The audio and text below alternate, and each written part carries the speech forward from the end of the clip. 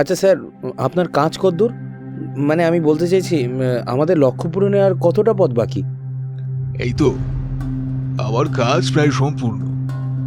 আসলে এইসব আবিষ্কারের কাজে ঝক্কি তো অনেক বেশি, তাই সব দিক পরীক্ষা নিরীক্ষা করে কাজ এগোতে একটু সময় লেগে যাচ্ছে। তবে সামনের পৌষ সংক্রান্তির মধ্যে কাজ শেষ হয়ে যাবে। বাহ, এ তো বেশ ভালো খবর। আর হ্যাঁ, সে তো ঠিকই, এইসব আবিষ্কারের কাজে তো আর তাড়াহুড়ো করা যায় না, সময় নিয়েই করতে হয়। আসলে কি জানেন তো, যদি খুব একটা সহজ সরল কিছু হতো তাহলে এত সময় লাগতো না। আমি মাঝে মাঝে এরকম আবিষ্কার করে থাকি, কিন্তু এবার এটা তো আর ছেলেদের হাতের মোয়া নয় যে ফট করে একটা আবিষ্কার করে ফেলবো। সে তো বটেই, সে তো বটেই। তবে এবারে আপনার এই আবিষ্কারের কিভাবে আমাদের কাজে লাগতে পারে যদি একটু বলেন। মানে নিজের কৌতূহল ধরে রাখতে পারছি না, বুঝলেন, তাই জানতে চাইছি স্যার। দেখুন, আবিষ্কারের কথা মাঝপথে কাউকে বলা উচিত নয়, তবুও আপনি আমার নিজের লোক, আমাকে সবসময় এত সাহায্য করেন, তাই আপনাকে বলতে আমার অসুবিধা নেই। হ্যাঁ হ্যাঁ, ধন্যবাদ স্যার। এবার তবে একটু একটু করে বলুন শুনি। দেখুন, আপনি সেই দেবতা আর অসুরদের সমুদ্র মন্থনের কথা শুনেছিলেন, যেখানে সমুদ্র মন্থন থেকে একটা সময় নানা রকমের জিনিস উঠে এসেছিল। হ্যাঁ হ্যাঁ, জানি তো। ছোটবেলায় আমার ঠাকুমা বলতেন, কামধেনু, গাভী, ধন্বন্তরী, লক্ষ্মীমা, সবার শেষে অমৃত, তাই না? হ্যাঁ, ঠিক ঠিক তাই।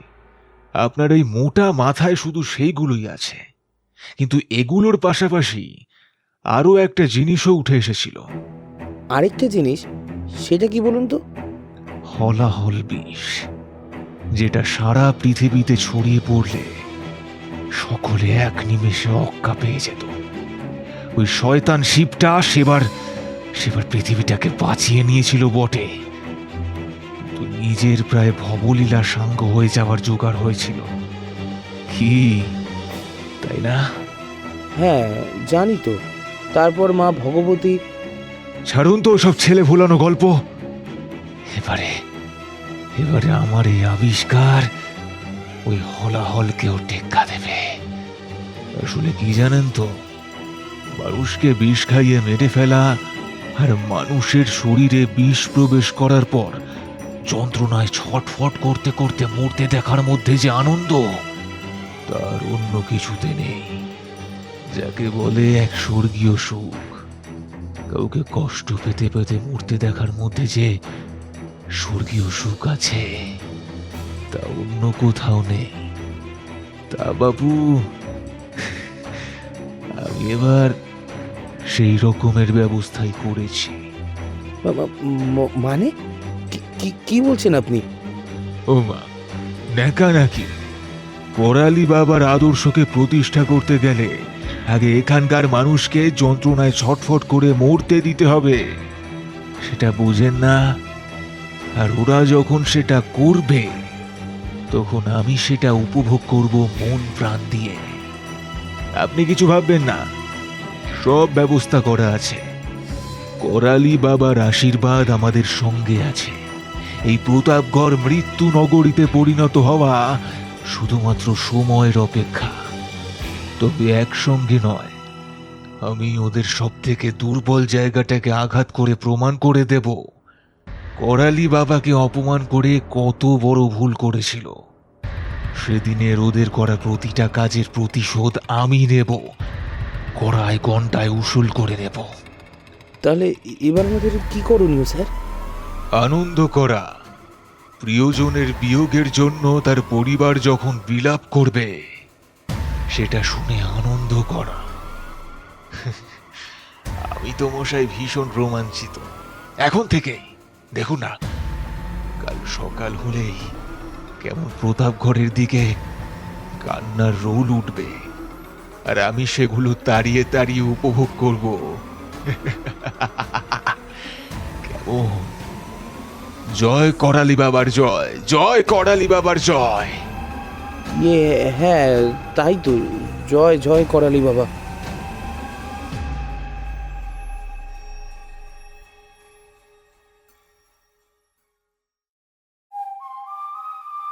নমস্কার, আমি এবং গপ্প থেকে সৌভিক। আজ আপনারা শুনবেন লেখক সীমাঙ্গনের কলমে আবির এবং জয় সিরিজের গল্প বুড়ি চণ্ডীর প্রসাদ। তবে গল্প শুরুর আগে আপনাদের কাছে একটি ছোট্ট অনুরোধ, যদি আপনারা চ্যানেলে নতুন হয়ে থাকেন অথবা এখনও সাবস্ক্রাইব করেননি, তাহলে আমাদের গল্পগুলো ভালো লেগে থাকলে অবশ্যই চ্যানেলটিকে সাবস্ক্রাইব করে পাশে থাকা বেল আইকনটিকে অল করে দিতে কিন্তু ভুলবেন না, যাতে আমাদের সমস্ত নতুন গল্পের আপডেটস আপনার কাছে সবার আগে পৌঁছে যায়। আর গল্পটি ভালো লেগে থাকলে অবশ্যই গল্পটিকে হাইপ করে আরও বেশি সংখ্যক শ্রোতা বন্ধুর কাছে গল্পটিকে পৌঁছে দিতে আমাদের সাহায্য করুন। আজকের গল্পের গল্প পাঠে আমি সৌভিক, প্রধান চরিত্রে সৌমদ্বীপ, সৌভিক দাস এবং মৌপিয়া।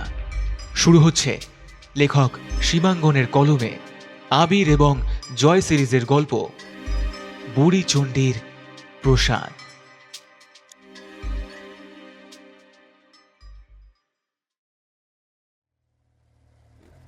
আবিরের ফোন পেয়ে ওর সবসময়ের বন্ধু তথা ওর সত্যানুসন্ধানের সঙ্গী জয় খুব তাড়াতাড়ি বাইক চালিয়ে আবিরদের বাড়ি এসে পৌঁছায় সন্ধে 6:30 নাগাদ।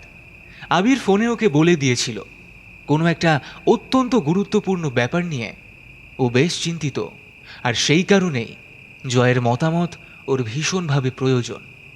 আর তারপরই জয় অদিতির কথা জিজ্ঞেস করলে আবির জানিয়েছিল অদিতিকে ও জানিয়েছে, সেও আসছে বলেছে।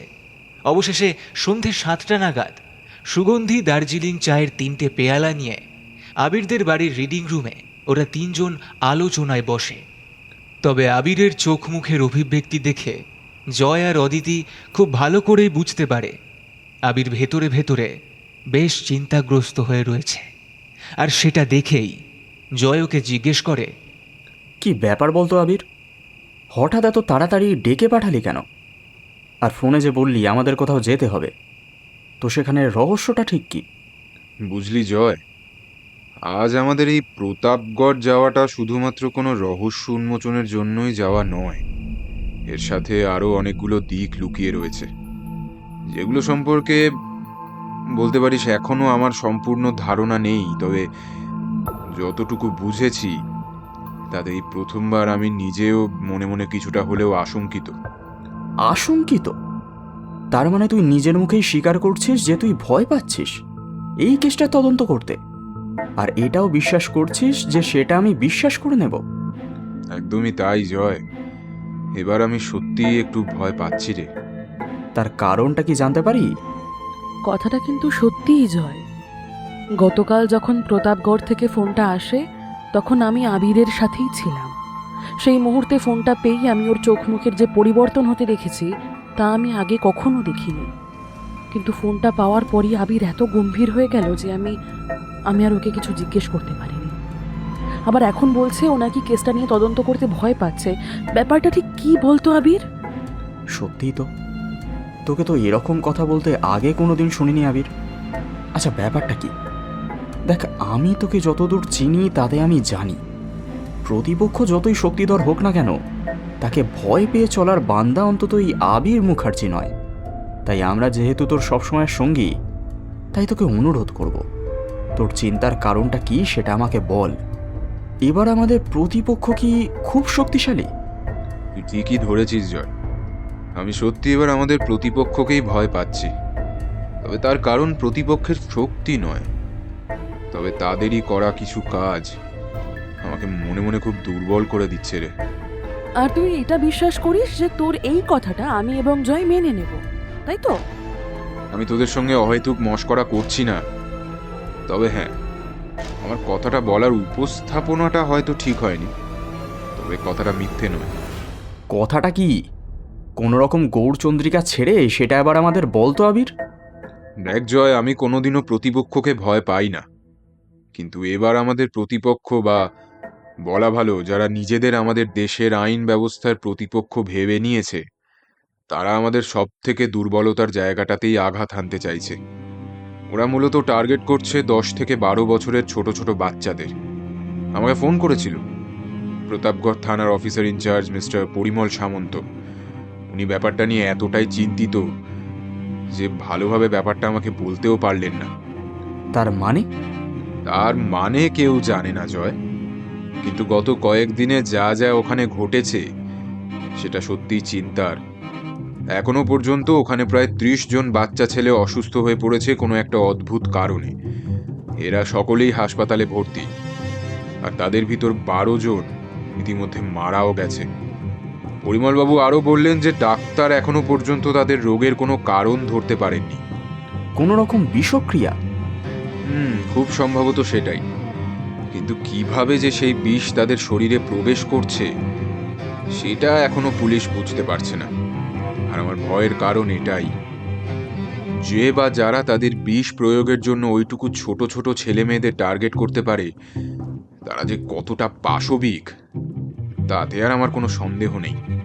কিন্তু তুই এটা কেন ভেবে নিচ্ছিস কেউ এই কাজটা ইচ্ছা করে করেছে? এরকমটাও তো হতে পারে কোনো স্বাভাবিক কারণেই হয়তো এই বিষক্রিয়াটা ছড়িয়ে পড়েছে, হয়তো কোনো বিশেষ খাবারের মধ্যে দিয়ে। হ্যাঁ, সেটা হতেই পারত, যদি না ওই এলাকায় চারপাশের দেওয়ালে পোস্টার পড়তো যাতে পরিষ্কার করে লেখা আছে কেউ বা কারোর দাবি পূরণ না করা হলে নাগরঘাটা এলাকার একটি ছোট বাচ্চাকেও তারা জীবিত রাখবে না। কি পোস্টার দিয়েছে? পরিমলবাবু তো সেরকমই বললেন। বাকিটা সেখানে না পৌঁছে নিজের চোখে না দেখলে বুঝতে পারবো না, বুঝলি? ওরা একটাই কথা বলছে, ওদের দাবি নাকি পূরণ করতে হবে। এরা কি মানুষ না অমানুষ? ওদের যা খুশি দাবি থাকতে পারে, কিন্তু সেটা ওরা পূরণ করতে চায় ছোট ছোট বাচ্চাদের প্রাণের বিনিময়। ছি! এরা মানুষ না অমানুষ সেটার বিচার পরে হবে, কিন্তু এরা যে ভয়ঙ্কর রকম কাপুরুষ তাতে আমার কোনো সন্দেহ নেই। তাই এদের একটাকেও যদি হাতে পাই তবে পিটিয়ে এদের ছাল তুলে দেব, এই আমি তোদের কথা দিচ্ছি। এটা তো আমাদের করতেই হবে জয়। পরিমলবাবু অনেক ভরসা করে আমাকে এই কথা বলেছেন। উনি কোনোভাবেই ওনার স্থানীয় নেটওয়ার্কের উপর আর আস্থা রাখতে পারছেন না। সেই কারণেই উনি গতকাল রাত্রে আমাকে ফোন করেছিলেন। আমাদেরকে ওই এলাকার কেউই চেনে না, তাই উনি আমাদের বিশেষভাবে ওখানে গিয়ে কেসটা হাতে নিতে অনুরোধ করেছেন। এবার তোরা বল আমাদের কি করা উচিত?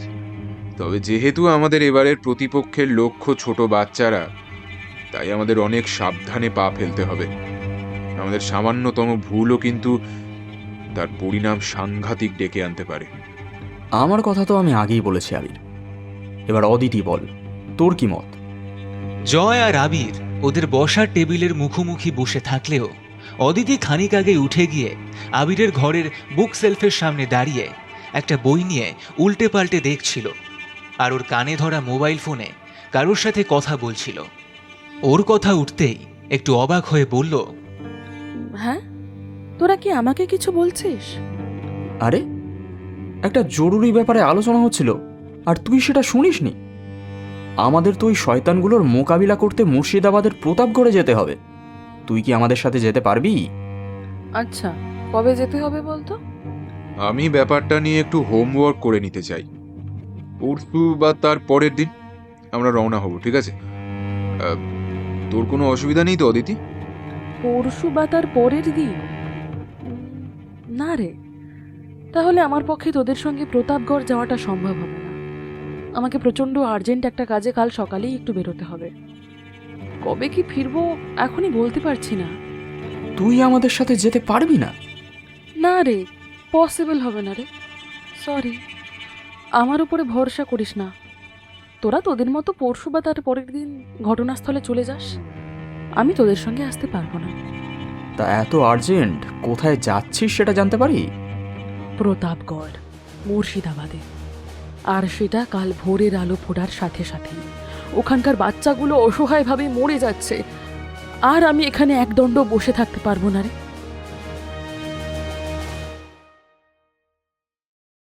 সেই মুহূর্তে অদিতির বলা কথার উপর আর কোনো কথাই হতে পারে না। এই কারণেই ওরা তিনজন পরদিন সকালে বেরিয়ে পড়ে প্রতাপগড়ের উদ্দেশ্যে। প্রথমে ওদের লক্ষ্য বহরমপুর, তারপর সেখান থেকে বাস ধরে নাগরঘাটা যেতে হবে। বাকি পথ রিক্সা করে পৌঁছতে হবে ওদের গন্তব্য প্রতাপগড়ে। ওরা সেখানে গিয়ে পৌঁছয় বেলা 1টা নাগাদ। আর কথা অনুযায়ী অদিতি একটু আগেই বাস থেকে নেমে যায় একটা বিশেষ পরিকল্পনা নিয়ে। আর আবিররা প্রথম গিয়ে পৌঁছয় থানায়। পরিমল বাবুর কাছে। আরে আবির বাবু, জয় বাবু, আসুন আসুন। খুব সত্যি কথা বলতে কি, আমি আপনাদের জন্যই অপেক্ষা করে আছি। ব্যাপারটা নিয়ে এতটাই দুশ্চিন্তায় আছি, কি বলবো। গতকাল একই ঘটনা আবার ঘটেছে। এখানকার স্থানীয় স্বাস্থ্যকেন্দ্র এবং সরকারি হাসপাতালে শুধুমাত্র গতকালই ভর্তি হয়েছে জনাছয়েক বাচ্চা। প্রত্যেকেই ভয়ঙ্কর রকমের বিষক্রিয়ার শিকার, আর ওদের প্রত্যেকের অবস্থাই বেশ আশঙ্কাজনক। আচ্ছা, বাচ্চাগুলোর শরীরেই বিষ প্রবেশ করছে কোথা থেকে, সেটা কিছু আন্দাজ করতে পারছেন? না স্যার, আমি আমার যাবতীয় নেটওয়ার্ককে কাজে লাগিয়ে দেখেছি, এরকমভাবে কোনো রকমের লিঙ্ক খুঁজে পাওয়া যাচ্ছে না। ছেলেগুলোর স্কুল, বন্ধুবান্ধব, এমনকি সামগ্রিক জীবনযাত্রার মধ্যে বিস্তর ফারাক। ওদের শরীরে বিষ ঢোকার কোনো লিঙ্ক কিছুতেই খুঁজে পাচ্ছি না। আর যেগুলো কমন ফ্যাক্টর রয়েছে সেগুলো ওই ছেলেগুলো ছাড়া আরও অনেকের ক্ষেত্রেই প্রযোজ্য, কিন্তু আক্রান্ত হচ্ছে শুধুমাত্র বেছে বেছে কিছু বাচ্চা ছেলেই, যাদের বয়স 10 থেকে 12 বছরের মধ্যে। এটা কি করে হচ্ছে কিছুতেই আমার মাথায় ঢুকছে না স্যার। দেখুন পরিমলবাবু, এটা নিশ্চিতভাবেই জরুরি নয়। প্রত্যেকটা বাচ্চার শরীরে কোনো একটা নির্দিষ্ট পথেই বিষ প্রবেশ করছে। যে বা যারা এটা করছে তাদের উদ্দেশ্য ছাড়া আর সম্পূর্ণ ব্যাপারটায় আর কিছুই এক নাও হতে পারে। কি বল আবির?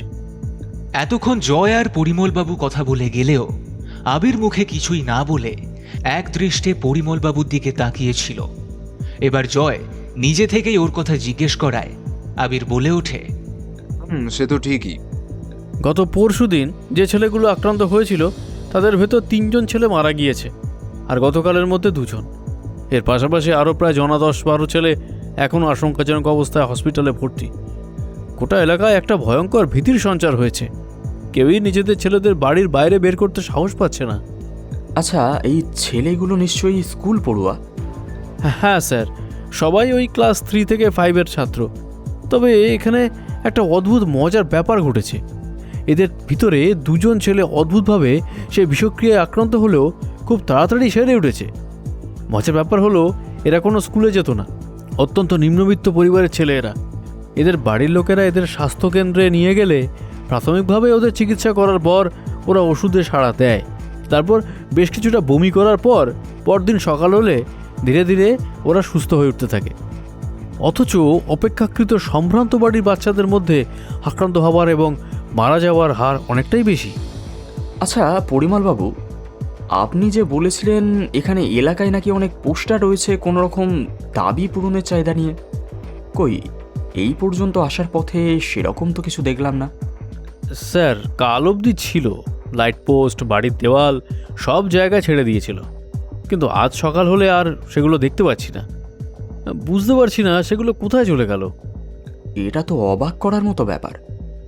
যদি লিফলেট জাতীয় কিছু দেওয়ালে আটকানোর পর ছিঁড়ে ফেলা হয়, তবে তো সেগুলোর কিছু না কিছু অবশেষ লেগে থাকবেই। সম্পূর্ণভাবে সেটাকে কি তুলে নেওয়া যেতে পারে? আবির, ব্যাপারটা খুব অদ্ভুত নয়?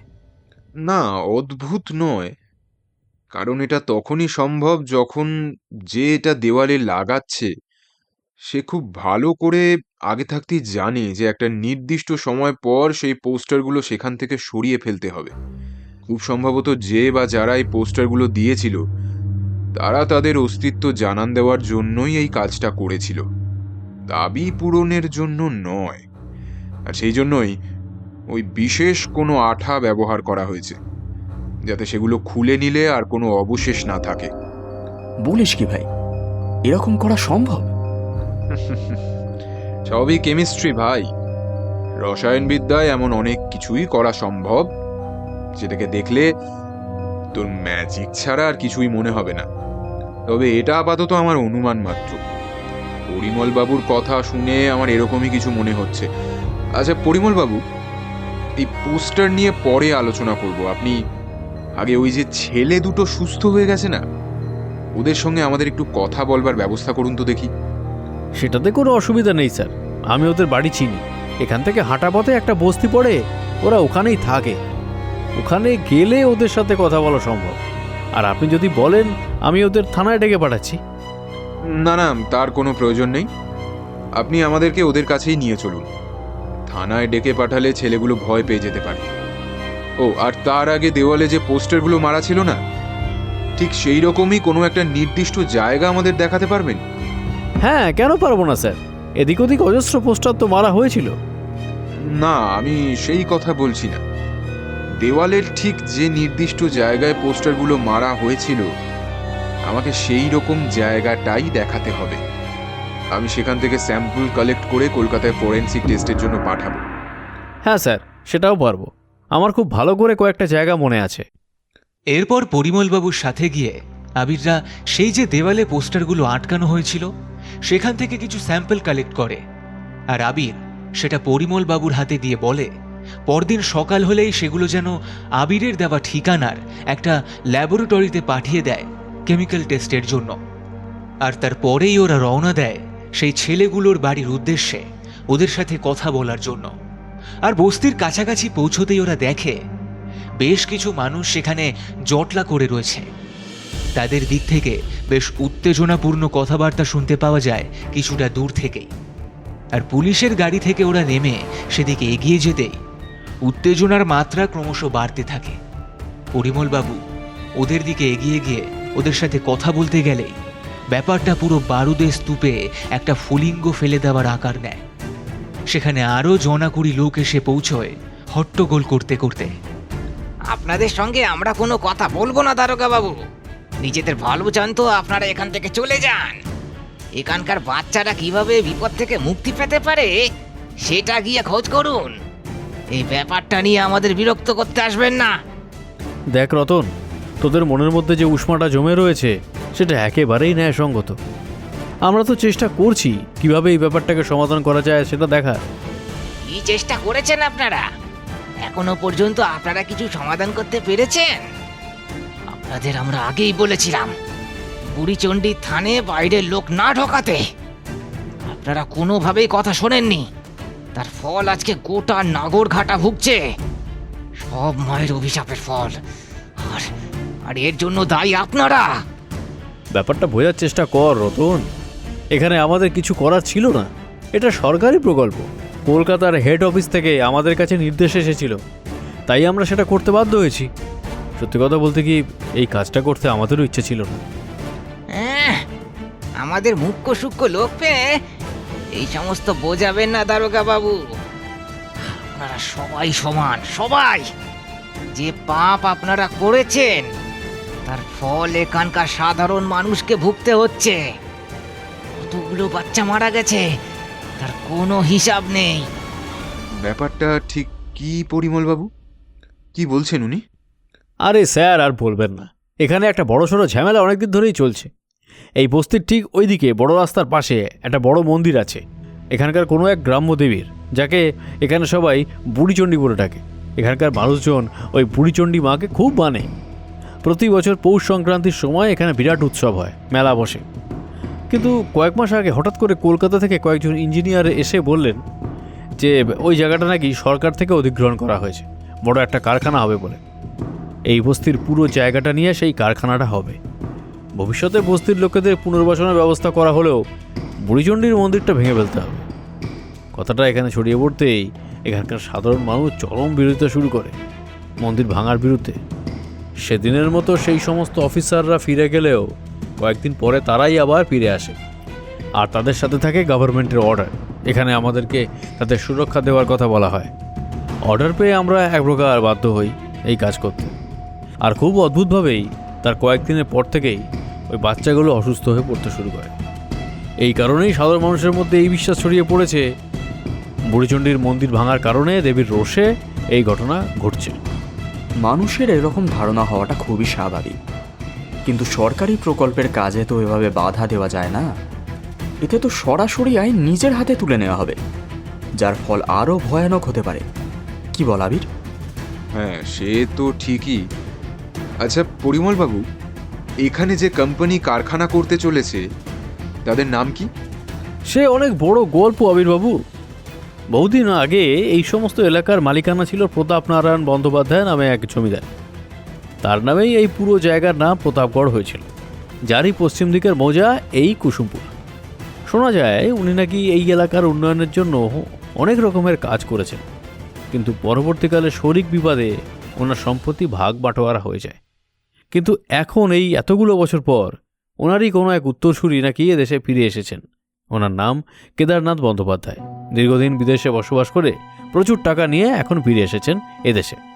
আর এই কেদারনাথ বাবুই নাকি এই জমিটা সরকারের থেকে কিনে নিয়েছেন এখানে একটা ফ্যাক্টরি করবেন বলে। ওনার মতে এতে এখানকার মানুষের অনেক উন্নতি হবে। ওনার পূর্বপুরুষ প্রতাপ নারায়ণ বাবু যেভাবে এখানকার মানুষের জন্য নানা রকমের জনহিতকর কাজ করেছেন, উনিও সেইভাবেই এখানকার মানুষের পাশে দাঁড়াতে চান। আর এই জমিতে ফ্যাক্টরি করার কাজ শুরু হতেই এই বিপত্তি। সে না হয় বুঝলাম, কিন্তু এই ভদ্রলোক বুড়িচণ্ডীর মন্দিরের জায়গাটা ছেড়ে কাজ করলেই তো পারতেন, তাহলে তো এত ঝামেলা হতো না। দেখো জয়, এখানে সমস্যাটা যে ঠিক কি সেটা না বুঝতে পারা পর্যন্ত কিন্তু এই সম্পূর্ণ ব্যাপারটা যে দেবী বুড়িচণ্ডীর অভিশাপের কারণেই ঘটছে সেটা বলা যাবে না। হতেও পারে সম্পূর্ণ ব্যাপারটা হয়তো অন্য কিছু, কিন্তু মানুষের মনের সাধারণ ধর্মীয় বিশ্বাস থেকে ব্যাপারটা যে এরকম আকৃতি নিয়েছে সেটাই ভয়ঙ্কর। আচ্ছা পরিমল বাবু, এনারা যখন কথা বলতে রাজি নন ছেড়ে দিন, আপনি বরং আমাদের সরকারি হসপিটালে নিয়ে চলুন। সেখানে ডক্টরদের সঙ্গে আমাদের একটু কথা বলা দরকার। বেশ, তাই চলুন।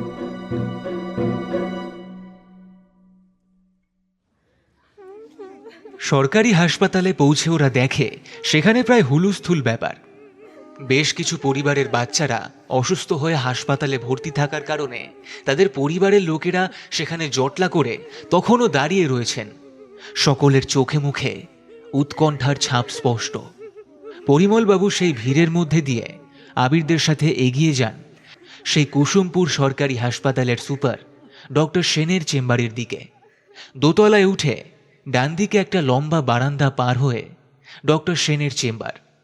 সেখানে পৌঁছতেই ওরা দেখতে পায় মাঝবয়সী একজন ডাক্তারবাবু ঘরের মধ্যে খুব উত্তেজিত হয়ে পায়চারি করছেন। ডক্টর সেন, ভেতরে আসবো? দরজার দিকে তাকিয়ে ইন্সপেক্টর পরিমল সামন্তকে দেখে ডক্টর সেন যেন একটু চমকে উঠলেন। বোঝা গেল ওনার গভীর কোনো একটা চিন্তার মধ্যে ওরা অনাধিকার প্রবেশ করে ফেলেছে। আরে ইন্সপেক্টর সাহেব, আসুন আসুন।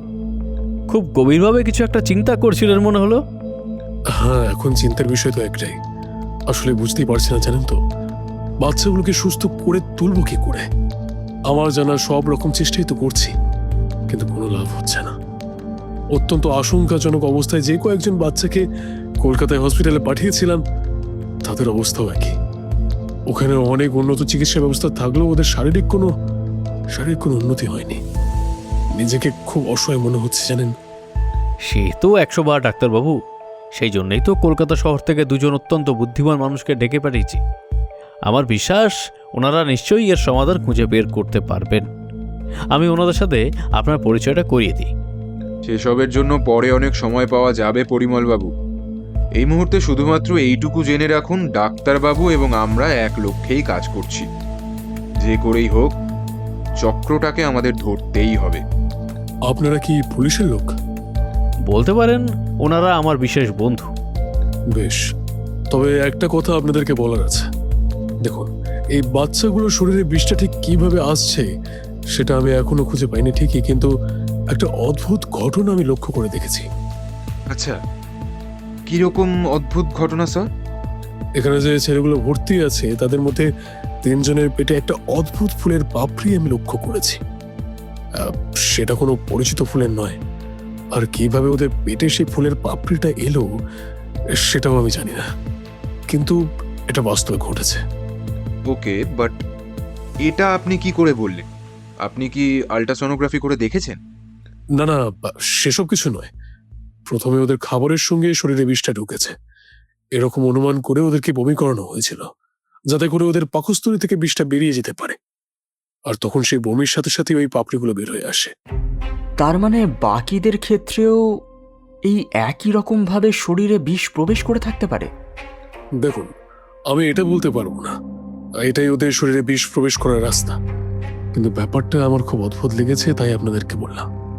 ঠিক আছে ডক্টর সেন, আপনি আমাদের সেই ফুলের পাপড়িগুলো দেখাতে পারবেন? হ্যাঁ, নিশ্চয়ই পারবো। ব্যাপারটা দেখে আমার খুব অবাক লাগায় আমি সেই ফুলের পাপড়িগুলোকে যত্ন করে রেখে দিয়েছি। দাঁড়ান, দেখাচ্ছি। কোথায় রেখেছেন? সাধারণত কোনো জিনিস যাতে নষ্ট না হয়ে যায় তাই আমরা সেগুলোকে ফ্রিজে রাখি। এক্ষেত্রেও সেগুলোকে একটা এয়ারটাইট কন্টেনারে আমি ভরেতে ফ্রিজে রেখেছি। একটু সময় নিন, আমি এখনই নিয়ে আসছি আমার ল্যাবরেটরি থেকে। ঠিক আছে, আমরা কি আপনার সঙ্গে যাব? না না, তার কোনো প্রয়োজন নেই, আমি এখনই আসছি, জাস্ট আ মিনিট। এই কথা বলে ডক্টর সেন ওদের থেকে 1 মিনিটের সময় চেয়ে নিয়ে এগিয়ে গেলেন পাশের ল্যাবরেটরির দিকে।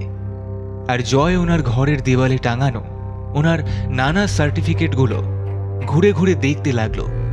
তবে আবির সেদিকে না গিয়ে চুপচাপ ডক্টর সেনের টেবিলে বসে ওনার জন্য অপেক্ষা করতে লাগলো। আর ওনার কিছু কাগজপত্র উল্টে পাল্টে দেখতে লাগলো। তবে ওকে দেখেই বুঝতে পারা যাচ্ছিল কোনো একটা বিষয় ওকে ভীষণ ভাবিয়ে তুলেছে। আর সেটা খুব সম্ভবত সেই অচেনা ফুলের পাপড়িগুলোই।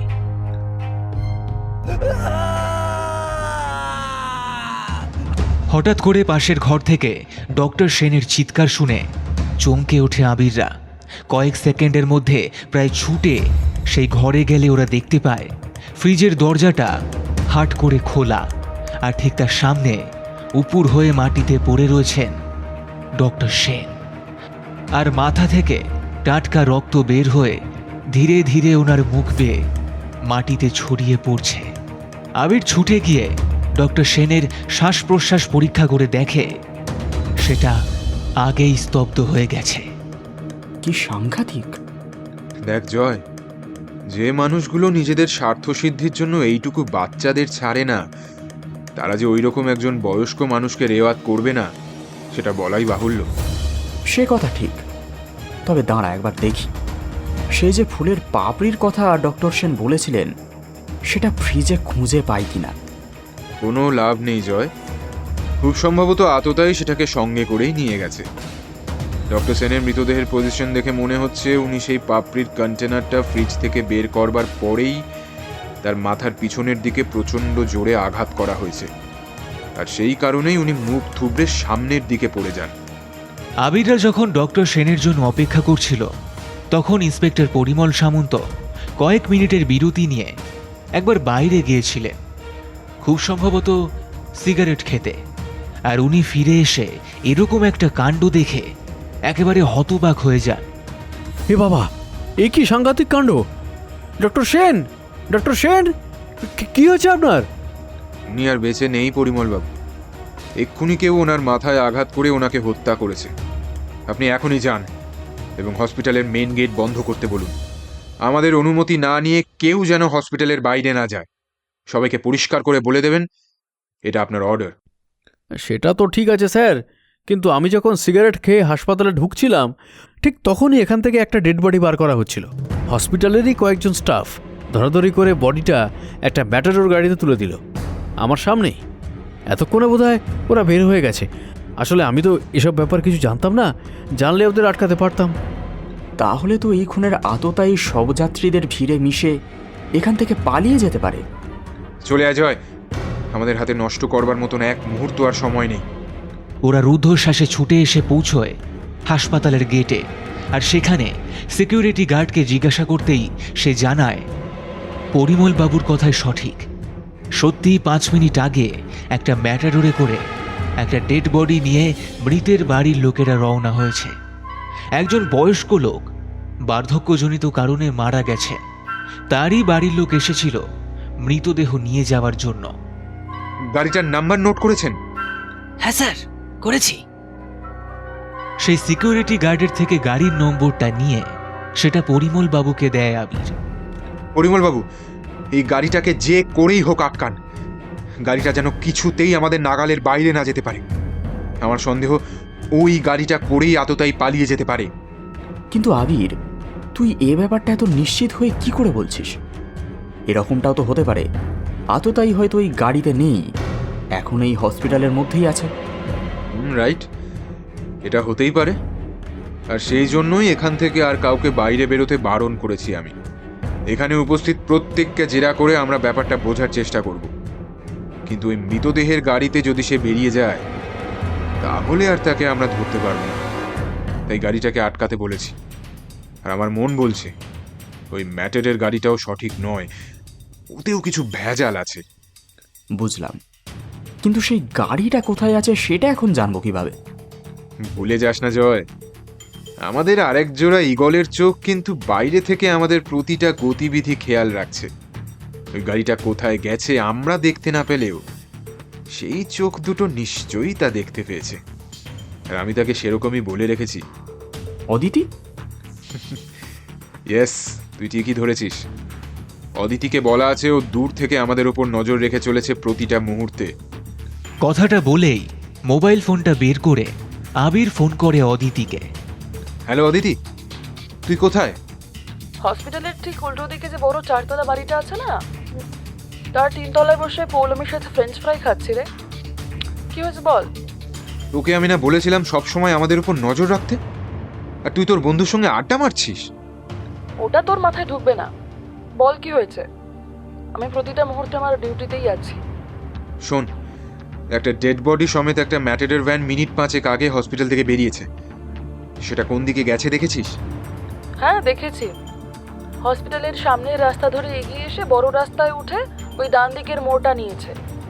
কিন্তু কি হয়েছে সেটা তো বল। হসপিটালের সুপার ডক্টর সেন খুন হয়েছেন। আমার ধারণা আততায়ী ওই মৃতদেহের ম্যাটাডোর গাড়িটা করেই পালিয়ে যাচ্ছে। আমাদের যে কোনো মূল্যে ওই গাড়িটাকে পাকড়াও করতেই হবে, বুঝলি? দেখ আবির, কোনো গাড়ি যদি মৃতদেহ নিয়ে যায় তবে সেটা রাস্তা বরাবর খই ছড়াতে ছড়াতে যায়। আমরা খুব সহজেই এই রাস্তায় পড়ে থাকা খই ধরে গাড়িটাকে ধাওয়া করতে পারবো। এটা খুব একটা কঠিন কাজ হবে না।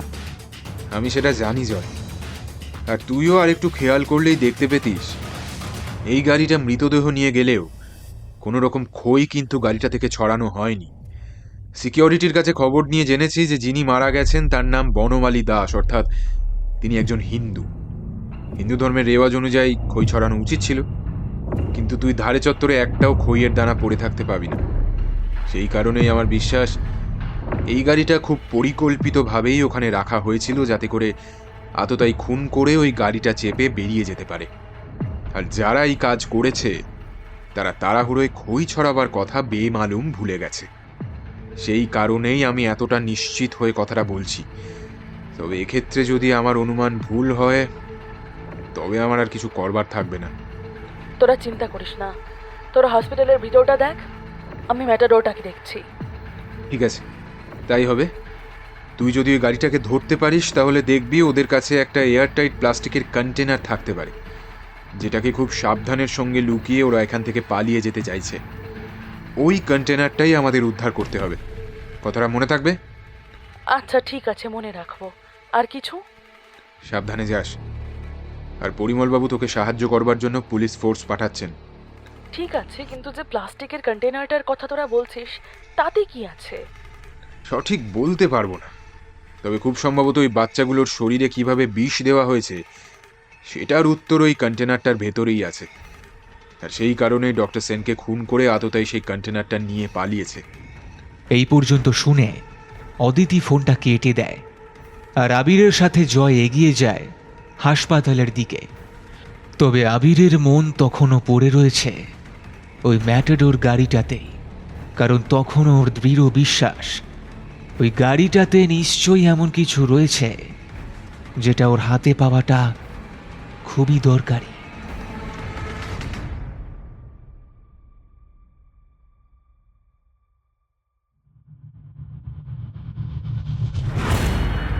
শালা, মেয়ে মানুষ হয়ে এত সাহস, আমাদের গাড়িটাকে ফলো করে এত দূর এসেছিস? বল তুই কে? আমি কে সেটা বড় কথা নয়, কিন্তু আমি তোদের শয়তানির সব প্রমাণ নিজের চোখে দেখেছি। এক্ষুনি পুলিশ এসে পড়বে, তারপর তোদের জেলের ঘানিটা না নিশ্চিত। এটা জেনে রাখ শালা কুকুরের দল। সেটা পরের কথা, কিন্তু পুলিশ এখানে আসার আগেই তোর গলা কেটে এখানে রাস্তায় ফেলে রেখে আমরা চলে যাব। কেউ আমাদের টিকিটাও ছুঁতে পারবে না। দেখা যাক, কিন্তু আমি তোদের আর একটা পাও এখান থেকে পালিয়ে যেতে দেব না। এই জন্যই বলে মেয়ে মানুষের বুদ্ধি হাঁটুতে থাকে। ওরে চারপাশে তাকিয়ে দেখ, এখানে তুই একটা মেয়ে মানুষ হয়ে একা আমাদের মাঝে আটকে পড়েছিস। তোকে শেষ করে দিতে আমাদের এক মুহূর্ত সময় লাগবে না।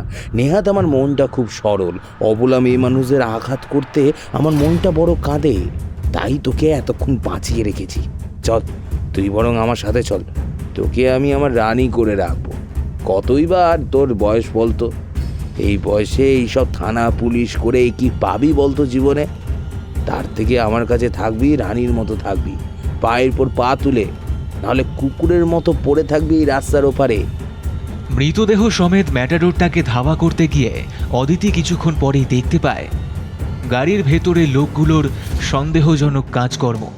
যে লোকটা মরা সেজে মাটিতে শুয়েছিল গায়ে সাদা চাদর চাপা দিয়ে, সে ততক্ষণে উঠে দাঁড়িয়েছে। আর গাড়িটা শহর ছাড়িয়ে সামান্য একটু এগিয়ে যেতেই ওরা নিজেদের মূর্তি ধরে। ওদের মধ্যে কেউ মারা গেলে স্বাভাবিক শোকের যে অনুভূতি থাকে তার ছিটে ফোটাও তখন নেই। এদিকে গাড়ি তখন শহর ছাড়িয়ে হাইওয়ের রাস্তায় এগিয়ে চলেছে। এদিকে এমনিতেই মানুষের যাতায়াত কিছুটা কম, আর সব থেকে বড় কথা, সকলেই নিজের নিজের কাজে ব্যস্ত। তাই ওই ম্যাটাডোরটার দিকে কেউই খেয়াল করে দেখে না, একমাত্র অদিতি ছাড়া। পুলিশের তরফ থেকে কোনো রকম সাহায্য এসে না পৌঁছলে অদিতি একাই ওর বন্ধু পৌলমীর বাবাকে বাইকে করে গাড়িটার পিছু নেয়। আর অদিতি যে গাড়িটা ফলো করছে সেটা ওই লোকগুলো লক্ষ্য করে কিছুক্ষণ পরেই। ফলে আরও কিছুটা এগিয়ে এসে একটা শুনশান জায়গা দেখে ওরা গাড়িটা থামিয়ে সদল বলে গাড়ি থেকে নেমে ছুটে আসে অদিতির দিকে। তারা অদিতিকে ঘিরে ধরে, আর ওদের দলের পান্ডা রতনলাল হাতে বন্দুক নিয়ে এগিয়ে আসে বন্দি অদিতির কাছে। ওরে বোকা মেয়ে, তুই কি ভেবেছিলি তুই একা এসে আমাদের সবাইকে ধরে ফেলবি? সেটা কি হয় রে বোকা? এখানে তুই তোর চারপাশের যতজনকে দেখছিস এদের প্রত্যেকে দাগি ক্রিমিনাল, বুঝলি? সবার নামে বিভিন্ন থানায় কত যে খুনের কেস ঝুলে আছে, কেউ তার খোঁজ রাখে না। কত খুঁজে খুঁজে এক একটা লোককে বাছাই করে আমি এনেছি জানিস? আর তুই কিনা তাদের এত সহজে ধরে ফেলবি, তা কি হয় নাকি রে বোকা? তুই চিন্তা করিস না, তুই এই দাগি ক্রিমিনালগুলোকে এক জায়গায় করে আমাদেরই উপকার করেছিস। এবার সব কটাকে একসঙ্গে ধরে গারদে পুড়তে আমাদেরই সুবিধা হবে, বুঝলি? ওই দেখো, আবার মুখে ওই সব আজে বাজে কথা বলে। হ্যাঁ রে, পাগলেও তো নিজের ভালো বোঝে, আর তুই এত বড় মেয়ে হয়ে সেটা বুঝিস না? আমাদের কথা না শুনলে তোকে যে এক্ষুনি তোর প্রাণটা হারিয়ে এই রাস্তার পাশে মরে পড়ে থাকতে হবে। তুই কি সেটাও বুঝতে পারছিস না রে? তোর বাঁচা মরা এখন আমার হাতে, তুই কি সেটাও বুঝিস না? আমার জায়গায় অন্য লোক থাকলে এতক্ষণে তোকে মেরেই ফেলতো। আমার নেহাত নরম মন, তাই তোকে এতক্ষণে একটু সুযোগ দিলাম। আর তুই কিনা আমাকে চোখ রাঙাচ্ছিস, কেমন আক্কেল রে তোর! অনেক ধন্যবাদ আমার প্রতি এত সহৃদয় হওয়ার জন্য, কিন্তু তুই যে আইনের চোখে একজন অপরাধী সেটা বুঝতে আমার আর বাকি নেই। তাই নিজের হাজতবাসের জন্য তৈরি হ শয়তান। অদিতির কথা শেষ হবার আগেই বিকটভাবে চিৎকার করে ওঠে সেই লোকটা। এতক্ষণ গলা নরম করে কথা বললেও হঠাৎই লোকটা চিৎকার করে ওঠে। অনেকক্ষণ ধরে ভালো কথা বলছি, এবার আর সময় নষ্ট করব না। এই, কে আছিস? মেয়েটার গলা কেটে এক্ষুনি ওই পাশের নালায় ফেলে দে। আমি এতক্ষণ আর ধৈর্য ধরতে পারছি না। লোকটা নির্দেশ পেয়ে ওদের দলের একজন হাতে ভোজালি উঁচিয়ে অদিতির দিকে এগিয়ে যেতে গেলেই একটা গুলির আওয়াজে চারপাশটা কেঁপে ওঠে। অদিতির কথা বলার মধ্যেই সেখানে আবির আর পরিমলবাবু গিয়ে পৌঁছে গেছেন ততক্ষণে। আর সেই গুলির আঘাতে সেই লোকটার হাত থেকে ভোজালিটা ছিটকে গিয়ে পড়ে কিছুটা দূরে। পরিমলবাবুর নিশানা সত্যিই অসাধারণ, আর সেই লোকটা তার রক্তাক্ত হাত নিয়ে সেখানে বসে পড়তেই বাকি সকলে চমকে ওঠে। ওরা কেউই এইভাবে পরিস্থিতির বদলে যাওয়ার জন্য প্রস্তুত ছিল না। কিন্তু তার মধ্যেই অবস্থা বেগতিক বুঝে সেই রতনলাল বলে লোকটা এক ছুটে ওর ম্যাটাডোরের ড্রাইভারের কেবিনে উঠে পড়ে গাড়ি চালাতে শুরু করতেই পরিমলবাবু সঙ্গে সঙ্গে দ্বিতীয় গুলিটা চালান গাড়ির চাকা লক্ষ্য করে। আর এইবারও ওনার অব্যর্থ নিশানায় গাড়ির চাকাটা পাংচার হয়ে গেলেও লোকটা গাড়িটা চালিয়ে ওদের নাগালের বাইরে বেরিয়ে যাওয়ার চেষ্টা করতে যেতেই আবির চিৎকার করে ওঠে, আপনি পালাতে পারবেন না। আসতে একটু দেরি করে ফেললেও পুলিশ কিন্তু এখন গোটা জায়গাটা ঘিরে ফেলেছে। আপনার এখান থেকে পালানো অসম্ভব, তাই ভালোই ভালোই গাড়ি থেকে বের হয়ে এসে ধরা দিন। না হলে কিন্তু আপনাদের সকলকেই এখানে মরতে হবে। তখনই প্রায় 50টা 5 সেলের টর্চ ওই ম্যাটারোর গাড়িটাকে ঘিরে একসাথে জ্বলে ওঠে। সেগুলো পুলিশের, আর প্রত্যেকের হাতে উদ্যত রিভলভার দেখে লোকগুলো সত্যি কিছুটা ভয় পেয়ে যায়। ওরা বুঝে যায় আবিরের কথা অক্ষরে অক্ষরে সত্যি। পুলিশের এই চক্রব্যূহ থেকে ওরা বের হতে পারবে না। নিজেদের হাতে ধরা ছুরি এবং ভোজালি নিয়ে এই সশস্ত্র পুলিশ বাহিনীর সঙ্গে লড়াই করা একেবারেই সম্ভব নয়। তাই ওরা একে একে নিজেদের হাতের অস্ত্র নামিয়ে রাখতে থাকলেও আবিরদের মূল লক্ষ্য ওদের দলের পান্ডা, সেই লোকটা। কিন্তু গাড়ি থেকে বাইরে বের হয়ে আসে না সে। পুলিশ এসে ওদের সবকটা সাগরেদকে পাকড়াও করলেও আবির আর জয় পায়ে পায়ে এগিয়ে যায় গাড়ির কাছে। আর পরিমলবাবু ওদের থেকে একটু দূরে ওদের দিকে বন্দুক তাক করে অপেক্ষা করতে থাকেন শিকারী সাপদের মতো। লোকটা যদি গাড়ির ভেতর থেকে কোনো রকম আক্রমণ করার চেষ্টা করে তাহলে তখনই তিনি বন্দুকের গুলি চালিয়ে তাকে চিরতরে শুইয়ে দেবেন বলে।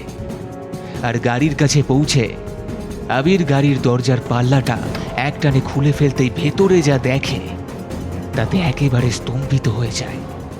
ওই লোকটা গাড়ির স্টিয়ারিংয়ের ওপর উপুর হয়ে পড়ে রয়েছে। লোকটাকে সোজা করতেই আবির বুঝতে পারে সে আর বেঁচে নেই। খুব সম্ভবত আগে থাকতেই লোকটার কাছে বিষ ছিল। ধরা পড়ে যাওয়া নিশ্চিত জেনে লোকটা তখনই সেটা খেয়ে নিয়েছে। আর সেই কারণেই তখনই লোকটার মৃত্যু হয়েছে। আর লোকটার এরকম অবস্থা দেখে ওর বাকি সাগরেদগুলো ভীষণ রকম ভয় পেয়ে যায়। পরিমলবাবু, এদের সব কটাকে আপনার ভ্যানে তুলে থানায় নিয়ে চলুন। এদের পেটে রুলের গুঁতো পড়লেই এরা গড় গড় করে সব বলে দেবে। এরা সব জানে। বিশ্বাস করুন বাবু, আমরা কিছু জানি না। আমরা এখানকার লোক নই। কারখানা তৈরির সময় কাজে নেবে বলে মিথ্যে প্রতিশ্রুতি দিয়ে এনেছিল। এখানে নানা ঝামেলায় কারখানার কাজ আজও শুরু হয়নি। শেষ মাস তিনেক আমাদের কোনো টাকা পয়সাও দেয়নি। আমরা তাই পয়সা চাইতে গেলে আমাদের এখানে আসার জন্য বলেছিল। আমরা এর বেশি কিছু জানি না বাবু। কোন কারখানা? ওই যে বুড়িচণ্ডী মন্দিরের ওখানে বড় রাস্তার পাশে যে কারখানাটা হওয়ার কথা ছিল সেটাই। আমরা ওই রাস্তার পাশেই তাঁবু খাটিয়ে থাকি। আমাদের কারোর বাড়ি উড়িষ্যায় তো কারোর বাড়ি বিহারে। আমরা বাবুদের এই সমস্ত কাজকর্মের ব্যাপারে কিছুই জানি না। আপনাকে তখন বললাম না আবিরবাবু, এখানকার স্থানীয় মানুষ ঝামেলা করে কারখানার কাজ বন্ধ করে দিয়েছে। এরা তার মানে সেখানকারই ঠিকা শ্রমিক। এটা তো বুঝলাম পরিমলবাবু, কিন্তু সেখানকার ম্যানেজারের ডাক্তারবাবুকে খুন করবার কি কারণ হয়ে পড়লো সেটা তো এবার বুঝতে হবে নাকি? আমার প্রথম থেকেই মনে হয়েছিল যে এই কারখানা বন্ধ হয়ে যাওয়া আর ছোট ছোট ছেলেগুলোর ওপর এই বিষ প্রয়োগ করবার ঘটনা কোনো না কোনোভাবে একটার সঙ্গে আর একটা যুক্ত। বাবু, আপনি এটা সঠিক কথাই বলেছেন। আমি বহুবার আমাদের ম্যানেজার বাবুকে বলতে শুনেছি কোনো এক করালি বাবার কথা। উনি সেই করালি বাবার শিষ্য ছিলেন। বারবার করে বলতেন করালি বাবার আদর্শকে উনি মাটিতে মিশে যেতে দেবেন না। কারখানা যদি হয়ও করালি বাবার মন্দিরের জায়গা ছেড়ে সবকিছু করতে হবে। করালি বাবা? সেটা আবার কে? আমরা এর বেশি আর কিছু জানি না বাবু। আমরা খেটে খাওয়া গরিব মানুষ, দুটো রোজগারের জন্য এখানে এসেছিল। এখানে কাজ আর কিছু না হলে আমরা আবার গ্রামের বাড়িতে ফিরে যাব। নিজেদের যেটুকু জমি জমা আছে তাতে চাষবাস করব। একদম মিথ্যে কথা বলবি না। আবির বা পরিমল বাবু না জানলেও আমি খুব ভালো করেই জানি তোদের আসল সত্যি পরিচয়টা কি। আবির, এই লোকটার অভিনয় দেখে একদম বিশ্বাস করবি না। এদের দলের পান্ডা আমাকে আগেই বলেছে বিভিন্ন জায়গা থেকে দাগি ক্রিমিনালদের এই লোকটাই নিয়ে এসে জড়ো করেছিল। পরিমল বাবু, আপনি এই প্রত্যেকটা লোকের ব্যাপারে খোঁজ নিয়ে দেখুন এদের আসল পরিচয়টা কি। একদমই তাই।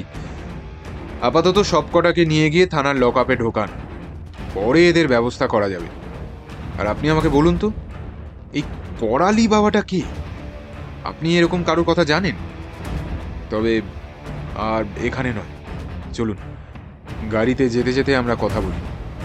আবিরের কথা শুনে মাথা নেড়ে গাড়িতে এসে বসলেও করালি বাবার কথা শুনে পরিমলবাবু যে বেশ কিছুটা মানসিকভাবে চিন্তিত হয়ে পড়েছেন সেটা ওনাকে দেখেই বোঝা যাচ্ছিল।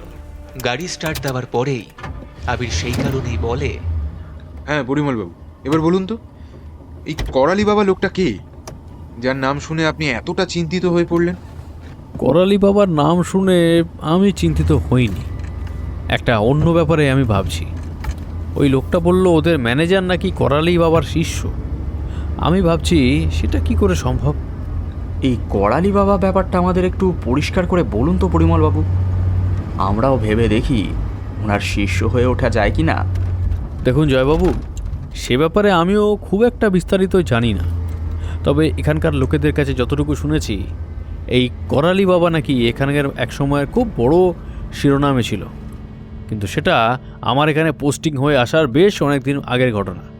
শুনেছি অনেক অপরাধমূলক কাজ নাকি লোকটা করেছিল, আর সেই কারণে পুলিশ তার মাথার দাম হিসেবে পুরস্কারের কথাও ঘোষণা করে। তবে পুলিশের এনকাউন্টারে লোকটা মারা যায়।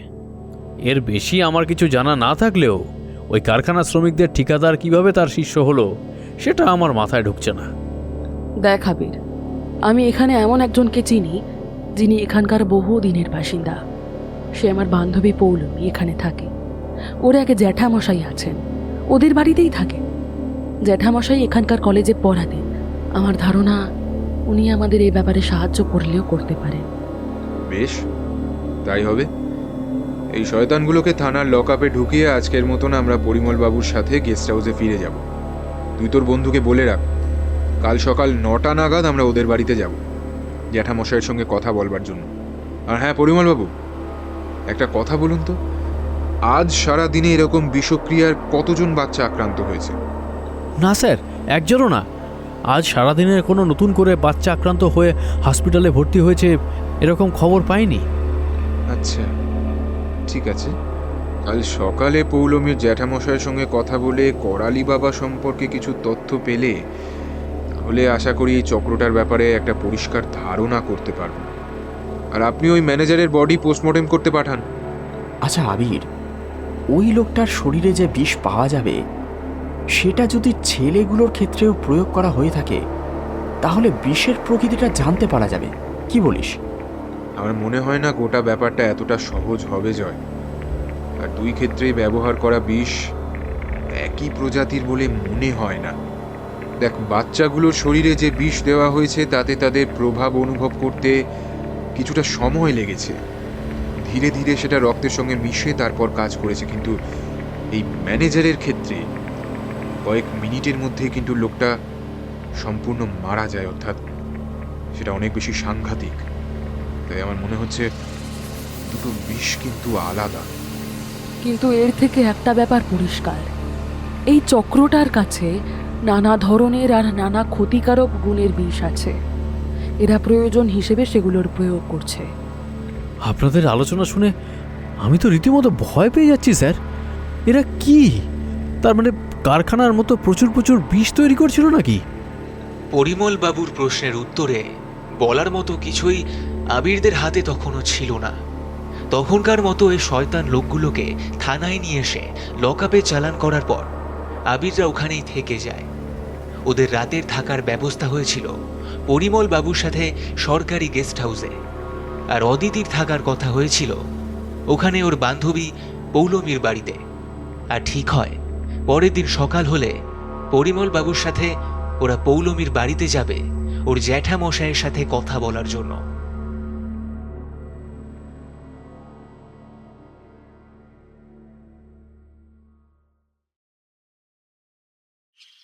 এসো এসো আবির, গতকাল রাতে অদিতি আমাকে সব কথাই বলেছে।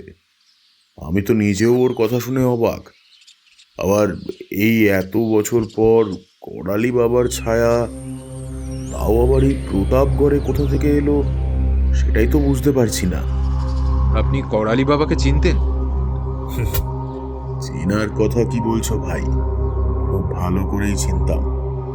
আমাকে দুবার খুন করার পরিকল্পনাও করেছে ওই শয়তানটা। কোনো মতে সেই দুবার প্রাণে বেঁচেছি। আর তুমি জানতে চাইছো আমি চিনতাম কি না? হ্যাঁ, ব্যাপারটা ঠিক কি রকম যদি একটু বুঝিয়ে বলতেন তাহলে আমাদের বুঝতে কিছুটা সুবিধে হবে।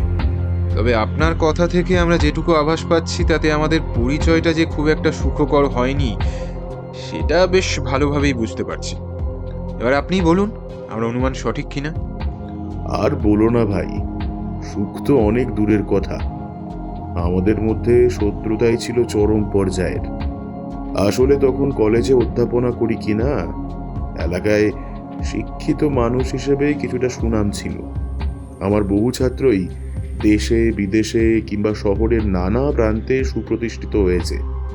এইরকমই আমার এক পুরনো ছাত্র একদিন আমার কাছে এসে হাজির হয় একটা বিশেষ তদন্তের ভার নিয়ে।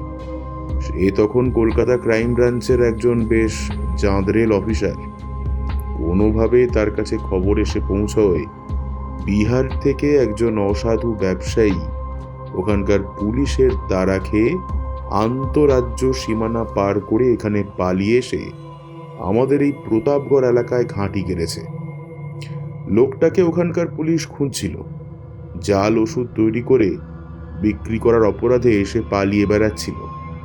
বিভিন্ন সরকারি হাসপাতালের সঙ্গে লোকটা ওই সম্বন্ধ স্থাপন করে দামি দামি ব্র্যান্ডের ওষুধের বদলে ও নিজের তৈরি করা সমস্ত ভেজাল ওষুধ হাসপাতালের ওষুধের স্টোর রুমে পৌঁছে দিত। আর এর সাহায্যে কোটি কোটি টাকা মুনাফাও করত। ভাবতো কি সাংঘাতিক লোভ। আমি আমার সেই ছাত্রের কথা শুনে সেই মতো ওকে সাহায্য করার প্রতিশ্রুতি দিই। এদিকে ততদিনে আমাদের এখানে এসে ঘাঁটি গেড়েছে এই করালি বাবা। বুড়িচণ্ডীর থানে মাঝে মাঝে নানা সাধুসন্ত আসতো বটে, তো কয়েকদিন এখানে কাটিয়ে আবার চলেও যেত। কিন্তু এই করালি বাবা প্রায় মাসখানেক হয়ে গেলেও এখান থেকে যাবার নাম করছিল না। যদিও তাতে আমার তাকে সন্দেহ করার মতো কিছু মনে হয়নি, কিন্তু প্রথম আমার লোকটাকে সন্দেহ হয় তারই এক ম্যাজিক্যাল পাওয়ার দেখতে গিয়ে। ততদিনে লোকটা এখানে বেশ উচ্চমার্গের সাধু হিসেবে নামটা করে ফেলেছে। আসলে জানোই তো, আমাদের মতো এরকম গ্রামের দিকে সহজ সরল মানুষকে অনেক সহজেই কিন্তু ওই নানা অলৌকিক ম্যাজিক দেখিয়ে নিজের বশ করা যায়। এখানকার লোকেরা সেগুলোকে ওই দৈব কৃপা বলে ভেবে নেয়। আর সেই কাজটাই ততদিনে সেই করালি বাবা ভালো করেই রপ্ত করেছে। লোকে তখন করালি বাবা বলতে এক ডাকে চেনে, প্রায় তাকে সবাই ভগবান মানতে শুরু করেছে। কিন্তু আমার সেই পুলিশ ছাত্রের বিবরণ অনুযায়ী আমাদের সন্দেহ হচ্ছিল ওই করালি বাবার কেউ নয়, সেই জাল ওষুধ পাচারকারী লোকটা, যে এখানে এসে ধর্মগুরু সেজে আত্মগোপন করে রয়েছে। আমি ধীরে ধীরে তার সম্পর্কে সমস্ত খোঁজ খবর নিই আর আমার সেই ছাত্রকে দিতে থাকি। তারপর একদিন সব দিক থেকে নিশ্চিত হয়ে প্রায় মধ্যরাত্রে আমরা পুলিশ ফোর্স নিয়ে রেডি করি সেই করালি বাবার ডেরায় যাব বলে। আর ওর ঘর থেকে যা পাওয়া যায় সেটা দেখে আমাদের চক্ষু একেবারে চড়ক গাছ। বিভিন্ন নামকরা ব্র্যান্ডেড ওষুধের নকল ভার্সন একেবারে পেটি পেটি সাজানো। আয়োজন দেখেই বোঝা যাচ্ছিল সেখান থেকে রমরমিয়ে চোরা কারবার তখনও চলছে। তবে তার থেকেও সব থেকে বড় কথা সেটা হলো ওর ডেরায় একটা আলমারি পাওয়া যায়, যার ভেতরে বেশ কিছু রাসায়নিক পদার্থ রাখা ছিল। তবে সেগুলোর গায়ে কোনো রকম লেভেল না থাকায় সেগুলো যে কি সেটা বুঝতে পারিনি। তারপর পুলিশের সাহায্যে সেইগুলো থেকেই কিছু স্যাম্পেল সংগ্রহ করে ল্যাবরেটরিতে টেস্টের জন্য পাঠানো হয়। যা খবর পাওয়া যায় তাতে সেগুলো বিভিন্ন রকমের বিষাক্ত কীটনাশক তৈরিতে ব্যবহৃত হয়। আর এই রকম রাসায়নিক দ্রব্য, বুঝতেই পারছো, যাতে বাইরের কেউ কিছু বুঝতে না পারে, তাই করালি বাবা সেগুলোর গায়ে স্বাভাবিক নাম মুছে দিয়েছিল আর জায়গায় লিখে রেখেছিল ওর নিজস্ব কিছু সাংকেতিক চিহ্ন। তারপর করালি বাবার কি হলো? সে এক সাংঘাতিক কাণ্ড বলতে পারো। ওটা আমাদের হাত থেকে তখনকার মতো পালিয়ে যেতে পারলেও পুলিশের হাত থেকে বেঁচে পালাতে পারেনি। আমার সেই পুলিশ অফিসার ছাত্র করালি বাবার গাড়িকে ধাওয়া করে। আমি সেই সময়ে আর ওর সঙ্গে যাইনি বটে। পরের দিন সকালে সে আবার ফিরে আসে আমার কাছে, এসে জানায় আমাদের প্রাথমিক লক্ষ্য ওই করালি বাবাকে অ্যারেস্ট করা সম্পূর্ণ না হলেও তাকে সে ছাড়েনি। হাই রোডে উঠে দ্রুত গতিতে পালিয়ে যাওয়ার সময় একটা গাড়ি এসে সরাসরি ধাক্কা মারে। একেবারে করালি বাবার অ্যাম্বাসেডর গাড়িটা দু টুকরো হয়ে যায়। পরের দিন সকালে যখন পাশের ধান ক্ষেত থেকে ওই গাড়ি উদ্ধার করা হয়, তখন তার ভেতরে করালি বাবা আর যে গাড়ি চালাচ্ছিল তার ছিন্ন ভিন্ন মৃতদেহ পাওয়া যায়। এইভাবে একটা ভয়ঙ্কর মৃত্যু করালি বাবা নামে ভয়ঙ্কর অভিশাপ থেকে আমাদের প্রতাপগড়কে মুক্তি দেয়। কিন্তু আমি একটা কথা বুঝতে পারছি না, এতদিন পর হঠাৎ করে করালি বাবার কথা উঠছে কোত্থেকে? আপনি তো জানেনই জ্যাঠামশাই, বিগত প্রায় 5-6 দিন ধরে এখানকার ছোট ছোট ছেলেদের মধ্যে চরম বিষক্রিয়ায় আক্রান্ত হওয়ার একটা ঘটনা ঘটেছে। আর সেই ব্যাপারে তদন্ত করবার জন্যই আমরা এসেছি এখানে। এখানে এসে আমরা একজন লোকের সন্ধান পাই যে নিজেকে করালি বাবার শিষ্য বলে দাবি করেছে। দেখো, করালি বাবা সম্পর্কে আমার যতটুকু ধারণা ছিল তাতে সেই ভদ্রলোক, অবশ্য যদি তাকে তুমি সত্যিই ভদ্রলোক বলতে পারো, কিন্তু কোনো শিষ্যদের নিয়ে ঈশ্বরের নামগান করা সাধু সে ছিল না। বহু লোকে তার কাছে যেত বটে তাদের সমস্যার সমাধানের জন্য ঠিকই, কিন্তু তার কোনো শিষ্য তৈরি হয়েছিল বলে আমি তো কোনোদিন শুনিনি।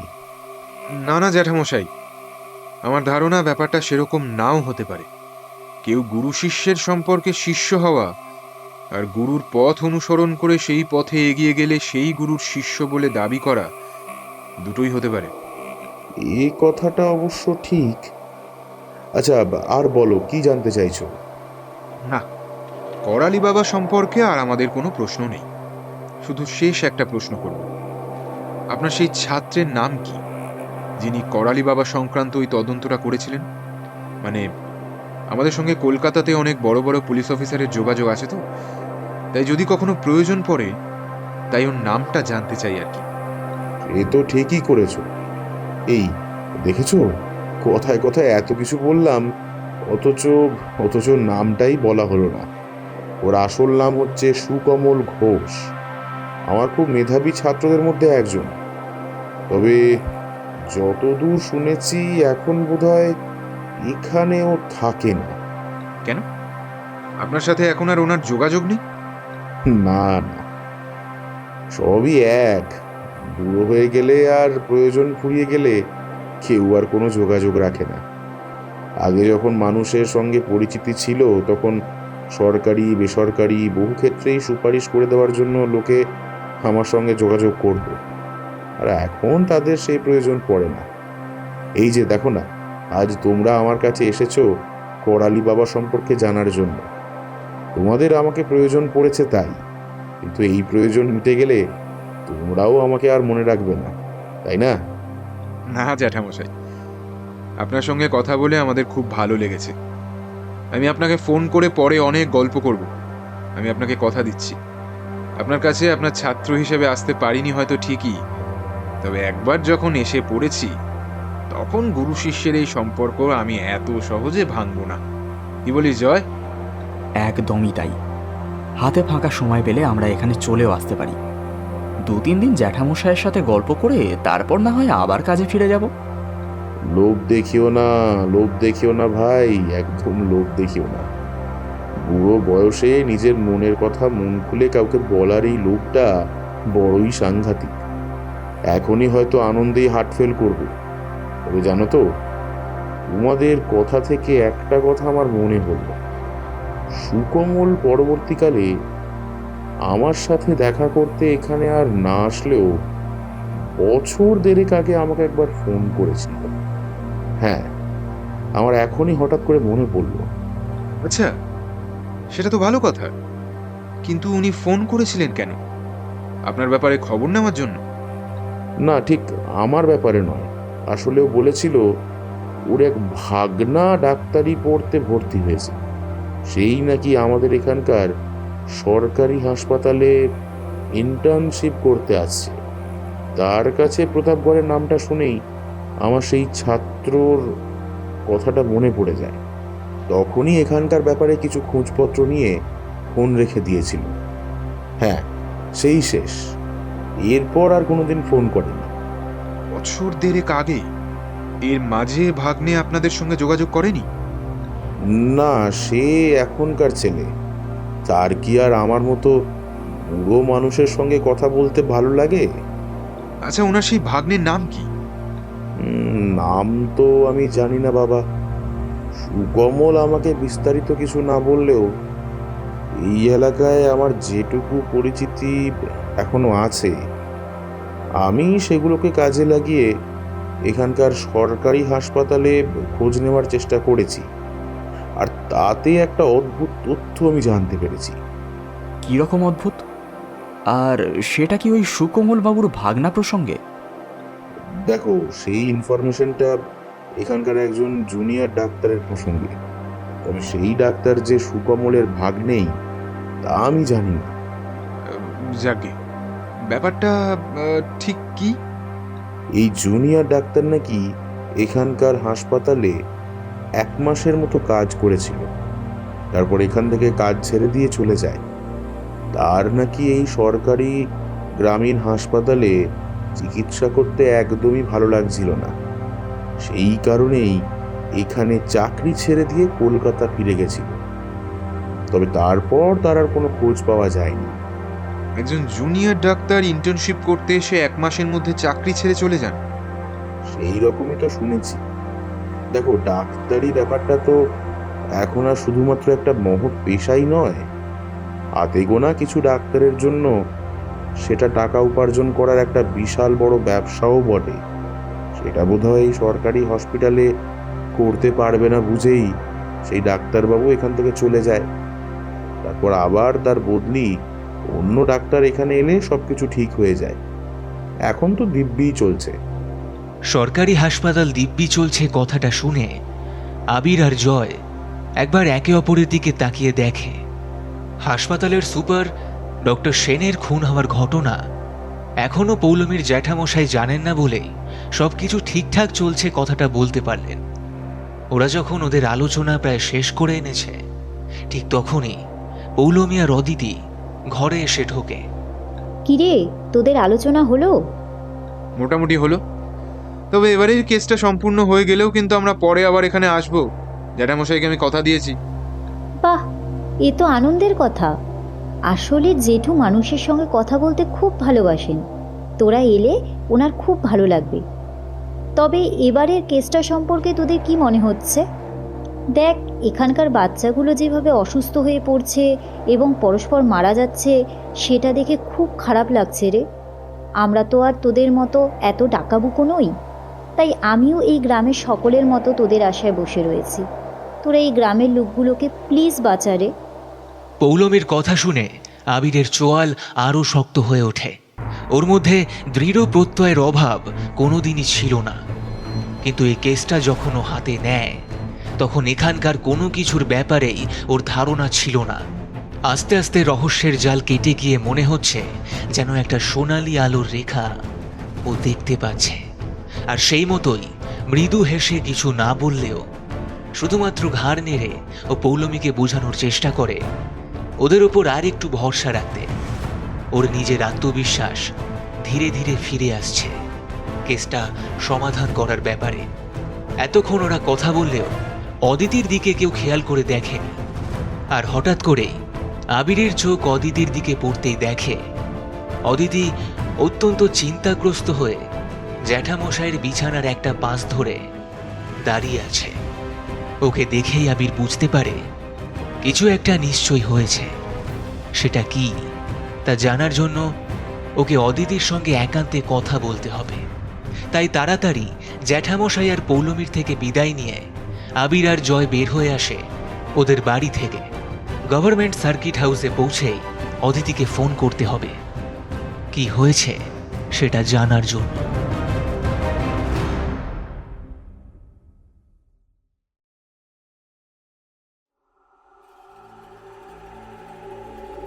তারপর সকাল হলেই আবির রওনা হয়ে যায় কলকাতার উদ্দেশ্যে, আর প্রতাপগড়ের পাহারায় থেকে যায় অদিতি আর জয়। তবে সেদিন সেরকম কিছু না ঘটলেও ওরা সারাদিন পৌলমীর বাড়িতে গল্পগুজব করেই কাটিয়ে দেয়। মাঝে একবার পরিমলবাবু এসে ওদের খোঁজ নিয়ে যান, আর আবির প্রতাপগড় ফিরে আসে তার পরদিন সকাল 10টা নাগাদ। জয় তখন সবে সকালের কাগজটা হাতে নিয়ে ব্রেকফাস্ট করতে বসেছে। আবির এসে পৌঁছয় সার্কিট হাউসে।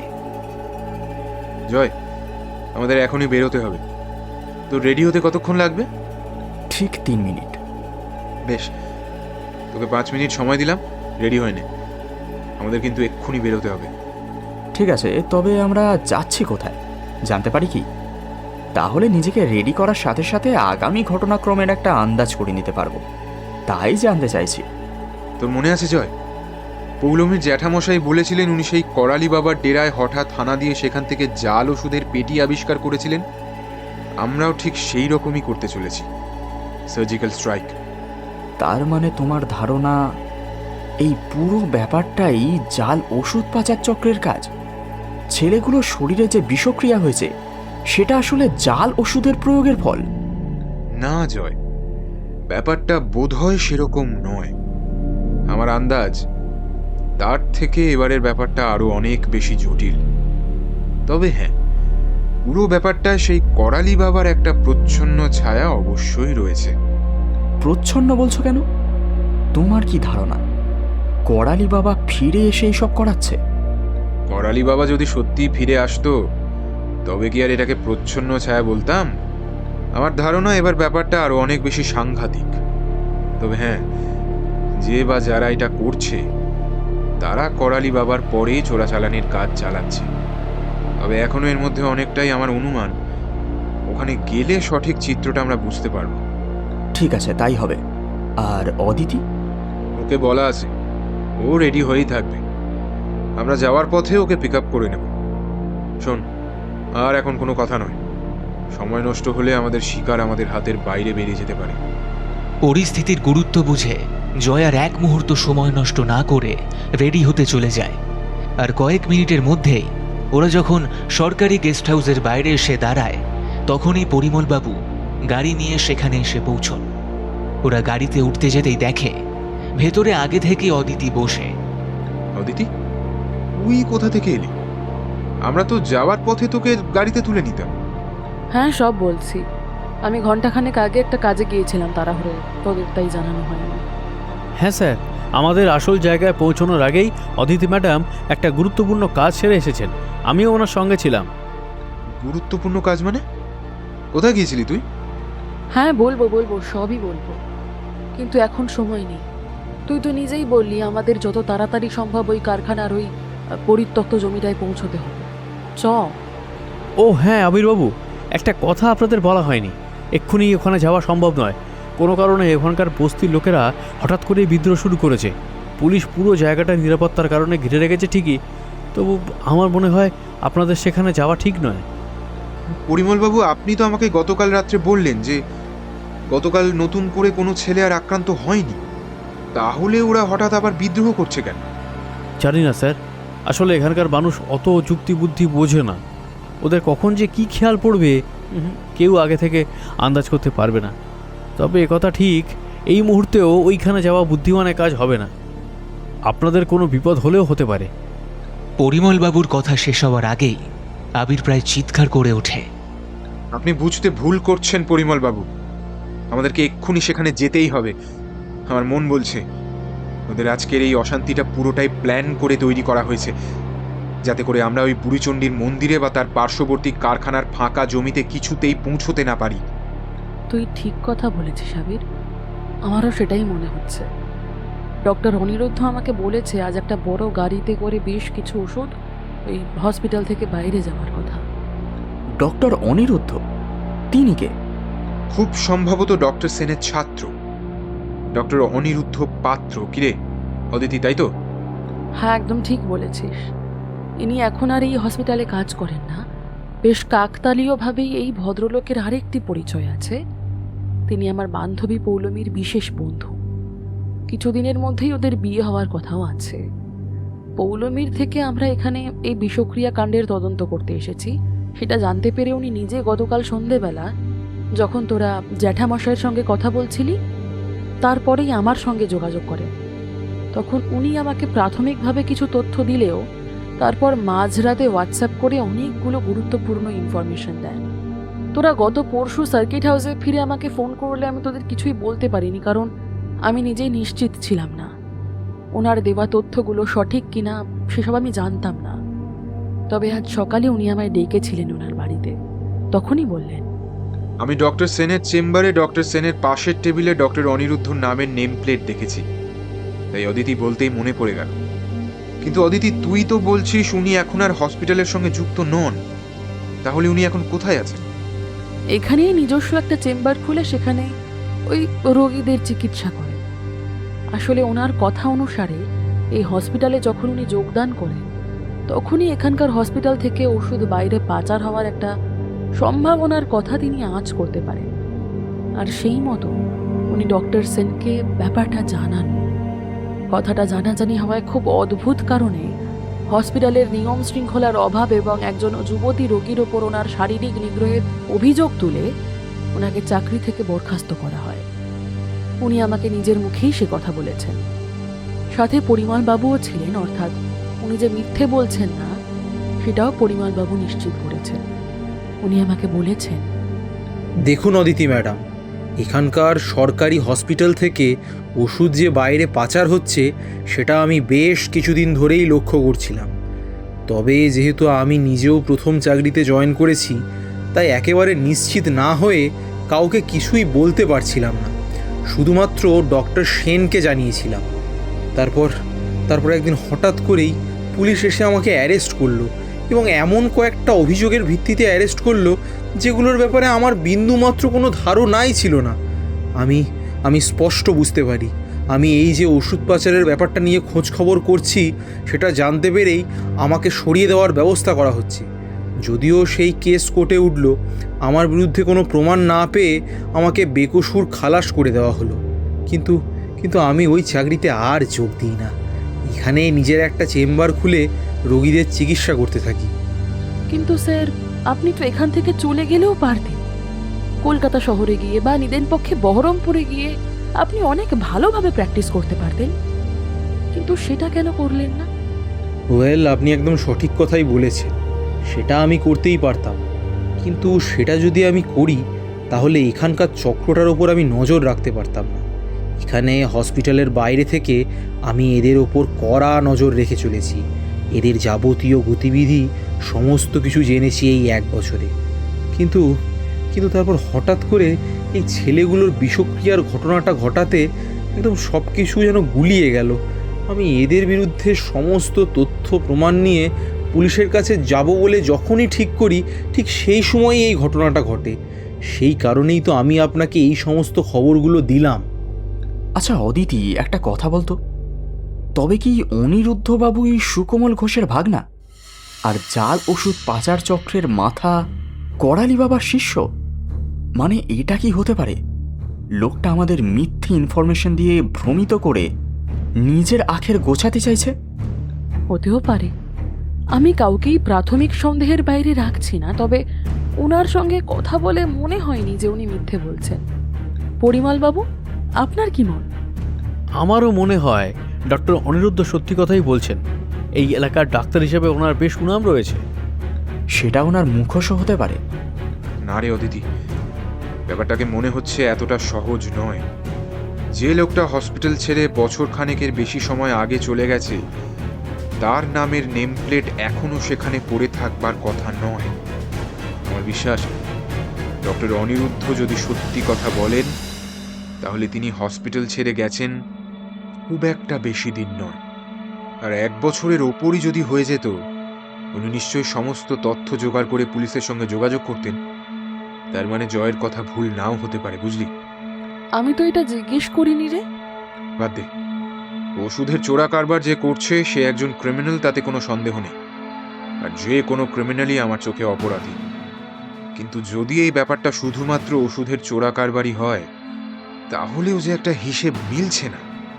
কোন হিসাব? এতগুলো বাচ্চা ছেলের শরীরে এই বিষ এলো কোত্থেকে? আচ্ছা আবির, একটা ব্যাপার খেয়াল করে দেখেছিস? পৌলমীর জ্যাঠামশাই বলেছিলেন করালি বাবার ডেরা থেকে ওষুধের পেটি ছাড়াও বেশ কিছু বিষাক্ত রাসায়নিক পদার্থ পাওয়া গিয়েছিল, যেগুলো সাধারণত কীটনাশক ওষুধ তৈরিতে ব্যবহার হয়। একজন ওষুধের চোরা কারবারি রাসায়নিক পদার্থ নিয়ে কি করবে? যদি না সে নিজে কোনো ওষুধ বা কীটনাশক তৈরির প্রচেষ্টা করে, তবে তার কাছে এরকম রাসায়নিক দ্রব্যের কোনো ব্যবহার তো থাকা উচিত নয়। জয়ের কথাটা শুনে আবিরের মাথায় বিদ্যুতের স্ফুলিঙ্গের মতো খেলে যায়। তার মানে এটাই হলো আসল কারণ। ততক্ষণে পরিমলবাবুর নেতৃত্বে বিরাট পুলিশ ফোর্স গিয়ে বস্তি এলাকা থেকে সমস্ত আন্দোলনকারী লোকেদের হাঁটিয়ে দিলে আবিররা সরাসরি গিয়ে পৌঁছয় বুড়িচণ্ডী মন্দিরের পেছনের চাতালে। আর সেখানে পৌঁছে দেখে পেছনের জঙ্গলের দিকে সেই চাতাল থেকে একটা সিঁড়ি সরাসরি নেমে গেছে, যেন ঠিক সুরঙ্গের মতো। বাইরে সূর্যের আলো থাকলেও যত ভেতরের দিকে নামতে থাকে ততই আলো কমে আসতে থাকে।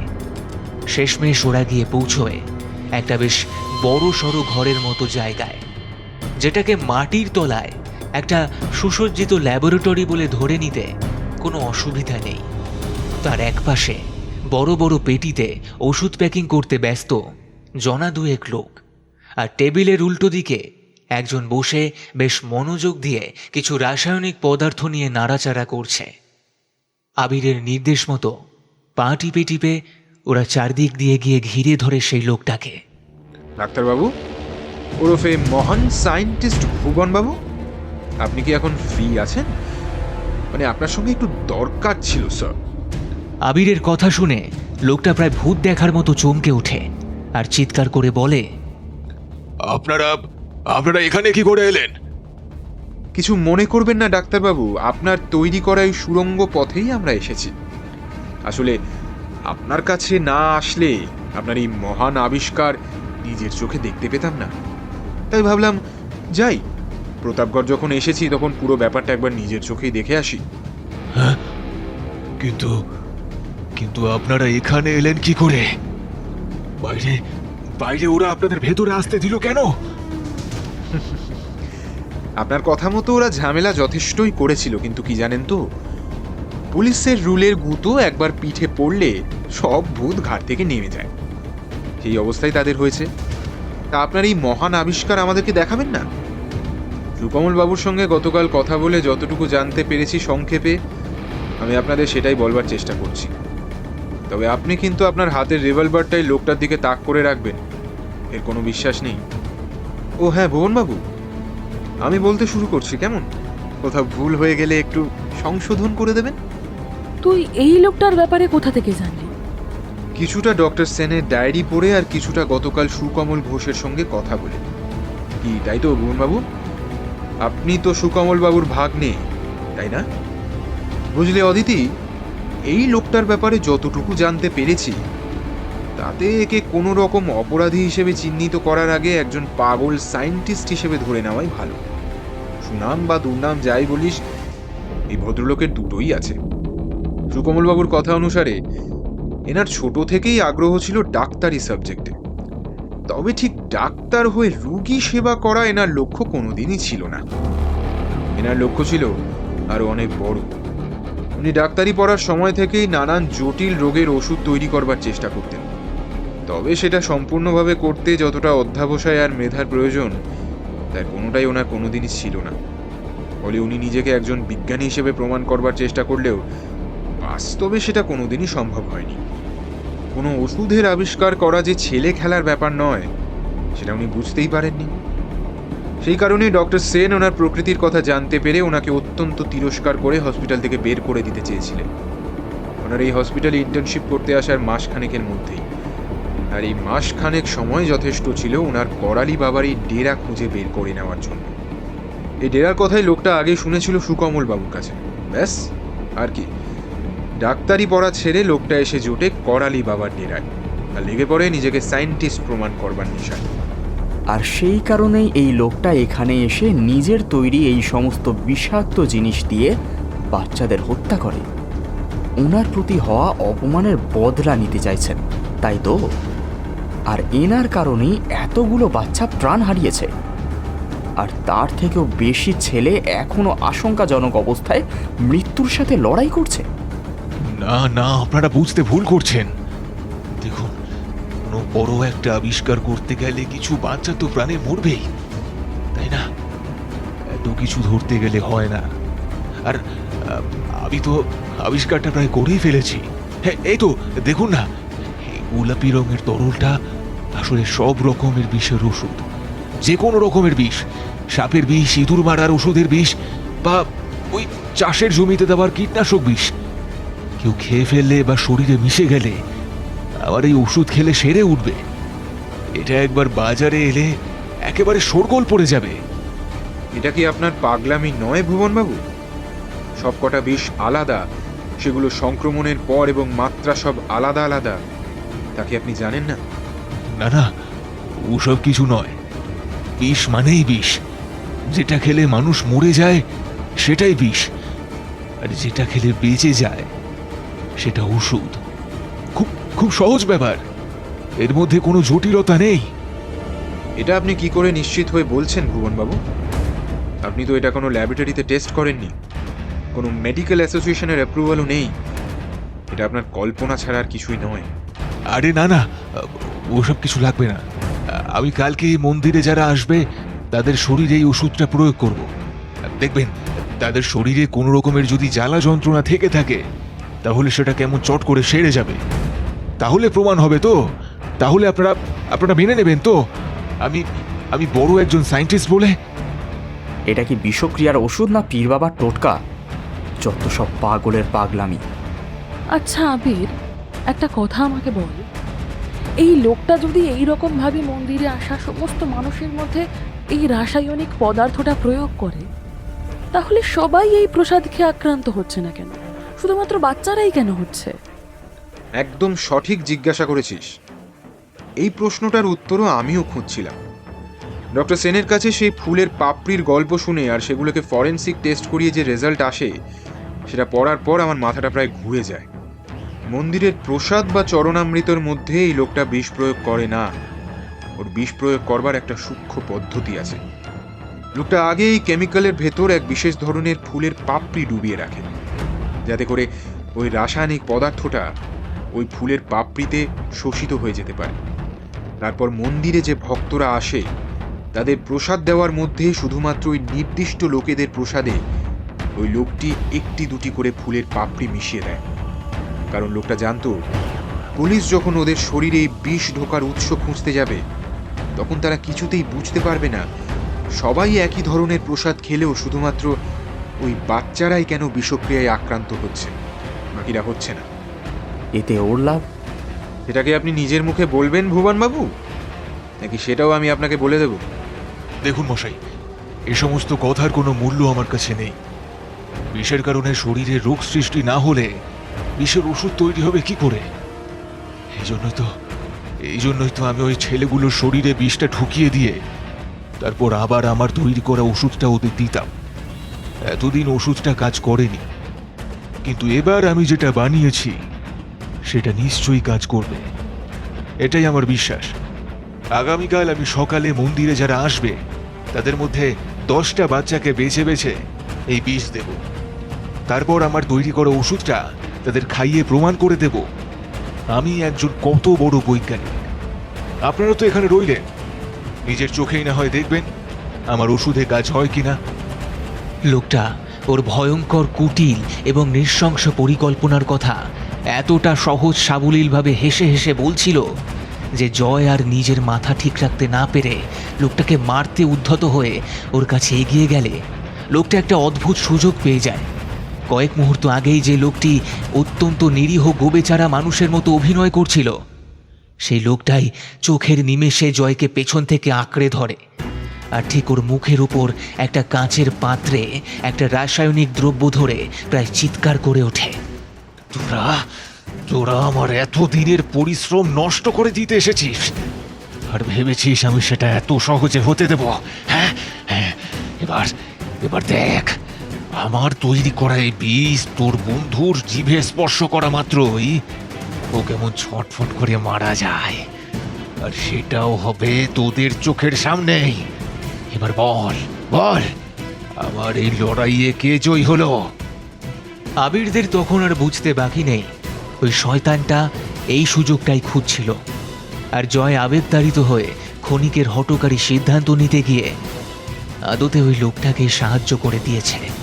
আর সেই মুহূর্তে বস্তুত জয় ওই লোকটার হাতে বন্দি।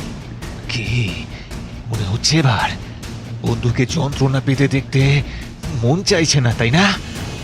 তাহলে ভাব, সারাটা জীবন আমার কত স্বপ্ন ঠিক এইভাবে কষ্ট পেয়ে মরেছে। তখন কেউ আমাকে একবারও পিঠে হাত রেখে সান্ত্বনা দিয়ে বলেনি আমি নিশ্চয়ই বড় বিজ্ঞানী হতে পারবো। কেউ আমার উপর ভরসা রাখেনি। আর আজ যখন আমি সব বাধা কাটিয়ে আমার আবিষ্কারের দ্বার প্রান্তে দাঁড়িয়ে, তখন তোরা এসেছিস সব বানচাল করে দিতে। আমি এটা কিছুতেই হতে দেব না, কিছুতেই না। কথাটা বলতে গিয়ে সেই ভুবনবাবু নামের স্বঘোষিত বিজ্ঞানী একটু অসাবধান হতেই আবির ওর ওপর ঝাঁপিয়ে পড়ে ওর হাত থেকে সেই রাসায়নিক পাত্রটা ছিনিয়ে নেয়। আর সেই মুহূর্তে ওর মুখের ওপর সরাসরি এসে আঁচড়ে পড়ে অদিতির একটা ক্যারাটের কিক। মুখে একটা আর্তনাদ করে ছিটকে গিয়ে পড়ে সেই শয়তানটা। পরিমল বাবু, এবার এক্ষুনি এটাকে হাত করা পরানোর বন্দোবস্ত করুন। ইনি যে শুধু একজন অপরাধী তা নন, মানুষটাই সম্পূর্ণ বিষাক্ত। ওর ধমনীতে বিষাক্ত রক্ত বইছে। রাসায়নিক বিষ নিয়ে খেলতে খেলতে উনি যে কখন নিজেই বিষাক্ত হয়ে গেছেন তা উনি নিজেই জানেন না। তাই এতগুলো ফুলের মতন বাচ্চা ছেলেদের খুন করতেও ওর হাত কাঁপেনি। বাকি ওর আবিষ্কার না হয় জেলে বসেই করবেন। এখন এটাকে নিয়ে থানায় চলুন। ভুবনবাবু তখন রাগে গর্জন করছেন।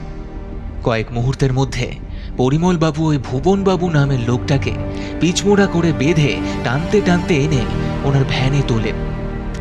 বস্তির মানুষেরা তখন তাদের গুরুদেবের এই অবস্থা দেখে একেবারে হকচকিয়ে গেছে।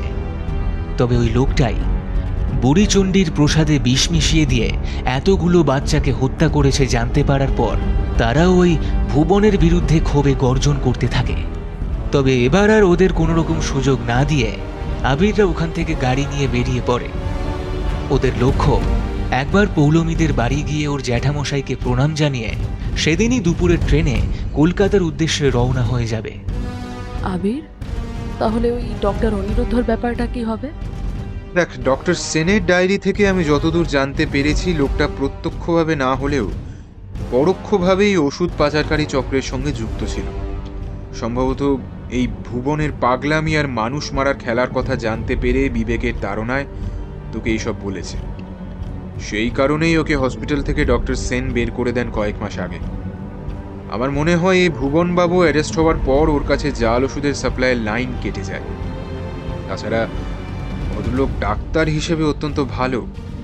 ওনার এখানে থাকাটা প্রয়োজন এখানকার সাধারণ মানুষদের সুবিধার জন্য, আর ব্যক্তিগতভাবে তোর বন্ধু পৌলমীর জন্য। তবে হ্যাঁ পরিমলবাবু, আপনি কিন্তু এই ডাক্তার অনিরুদ্ধর ওপর একটু নজর রাখবেন। যদি কখনো কিছু অসুবিধে তৈরি করে তাহলে আমাদের খবর দেবেন। আরেকবার এই প্রতাপগড়ে এসে লোকটার বন্দোবস্ত করে যাব, কেমন? ঠিক আছে আবির বাবু, তাই হবে।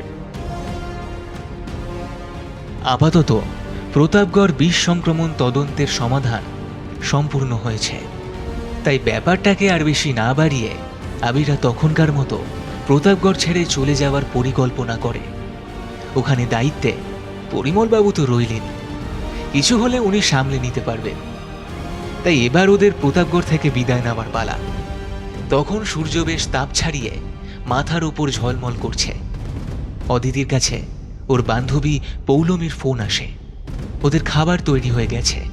ওরা যেন যত তাড়াতাড়ি সম্ভব পৌলমীদের বাড়ি পৌঁছে যায়। তারপর দুপুরের খাবার সেরে কিছুটা বিশ্রাম নিয়ে ওদের আবার কলকাতা ফিরতে হবে।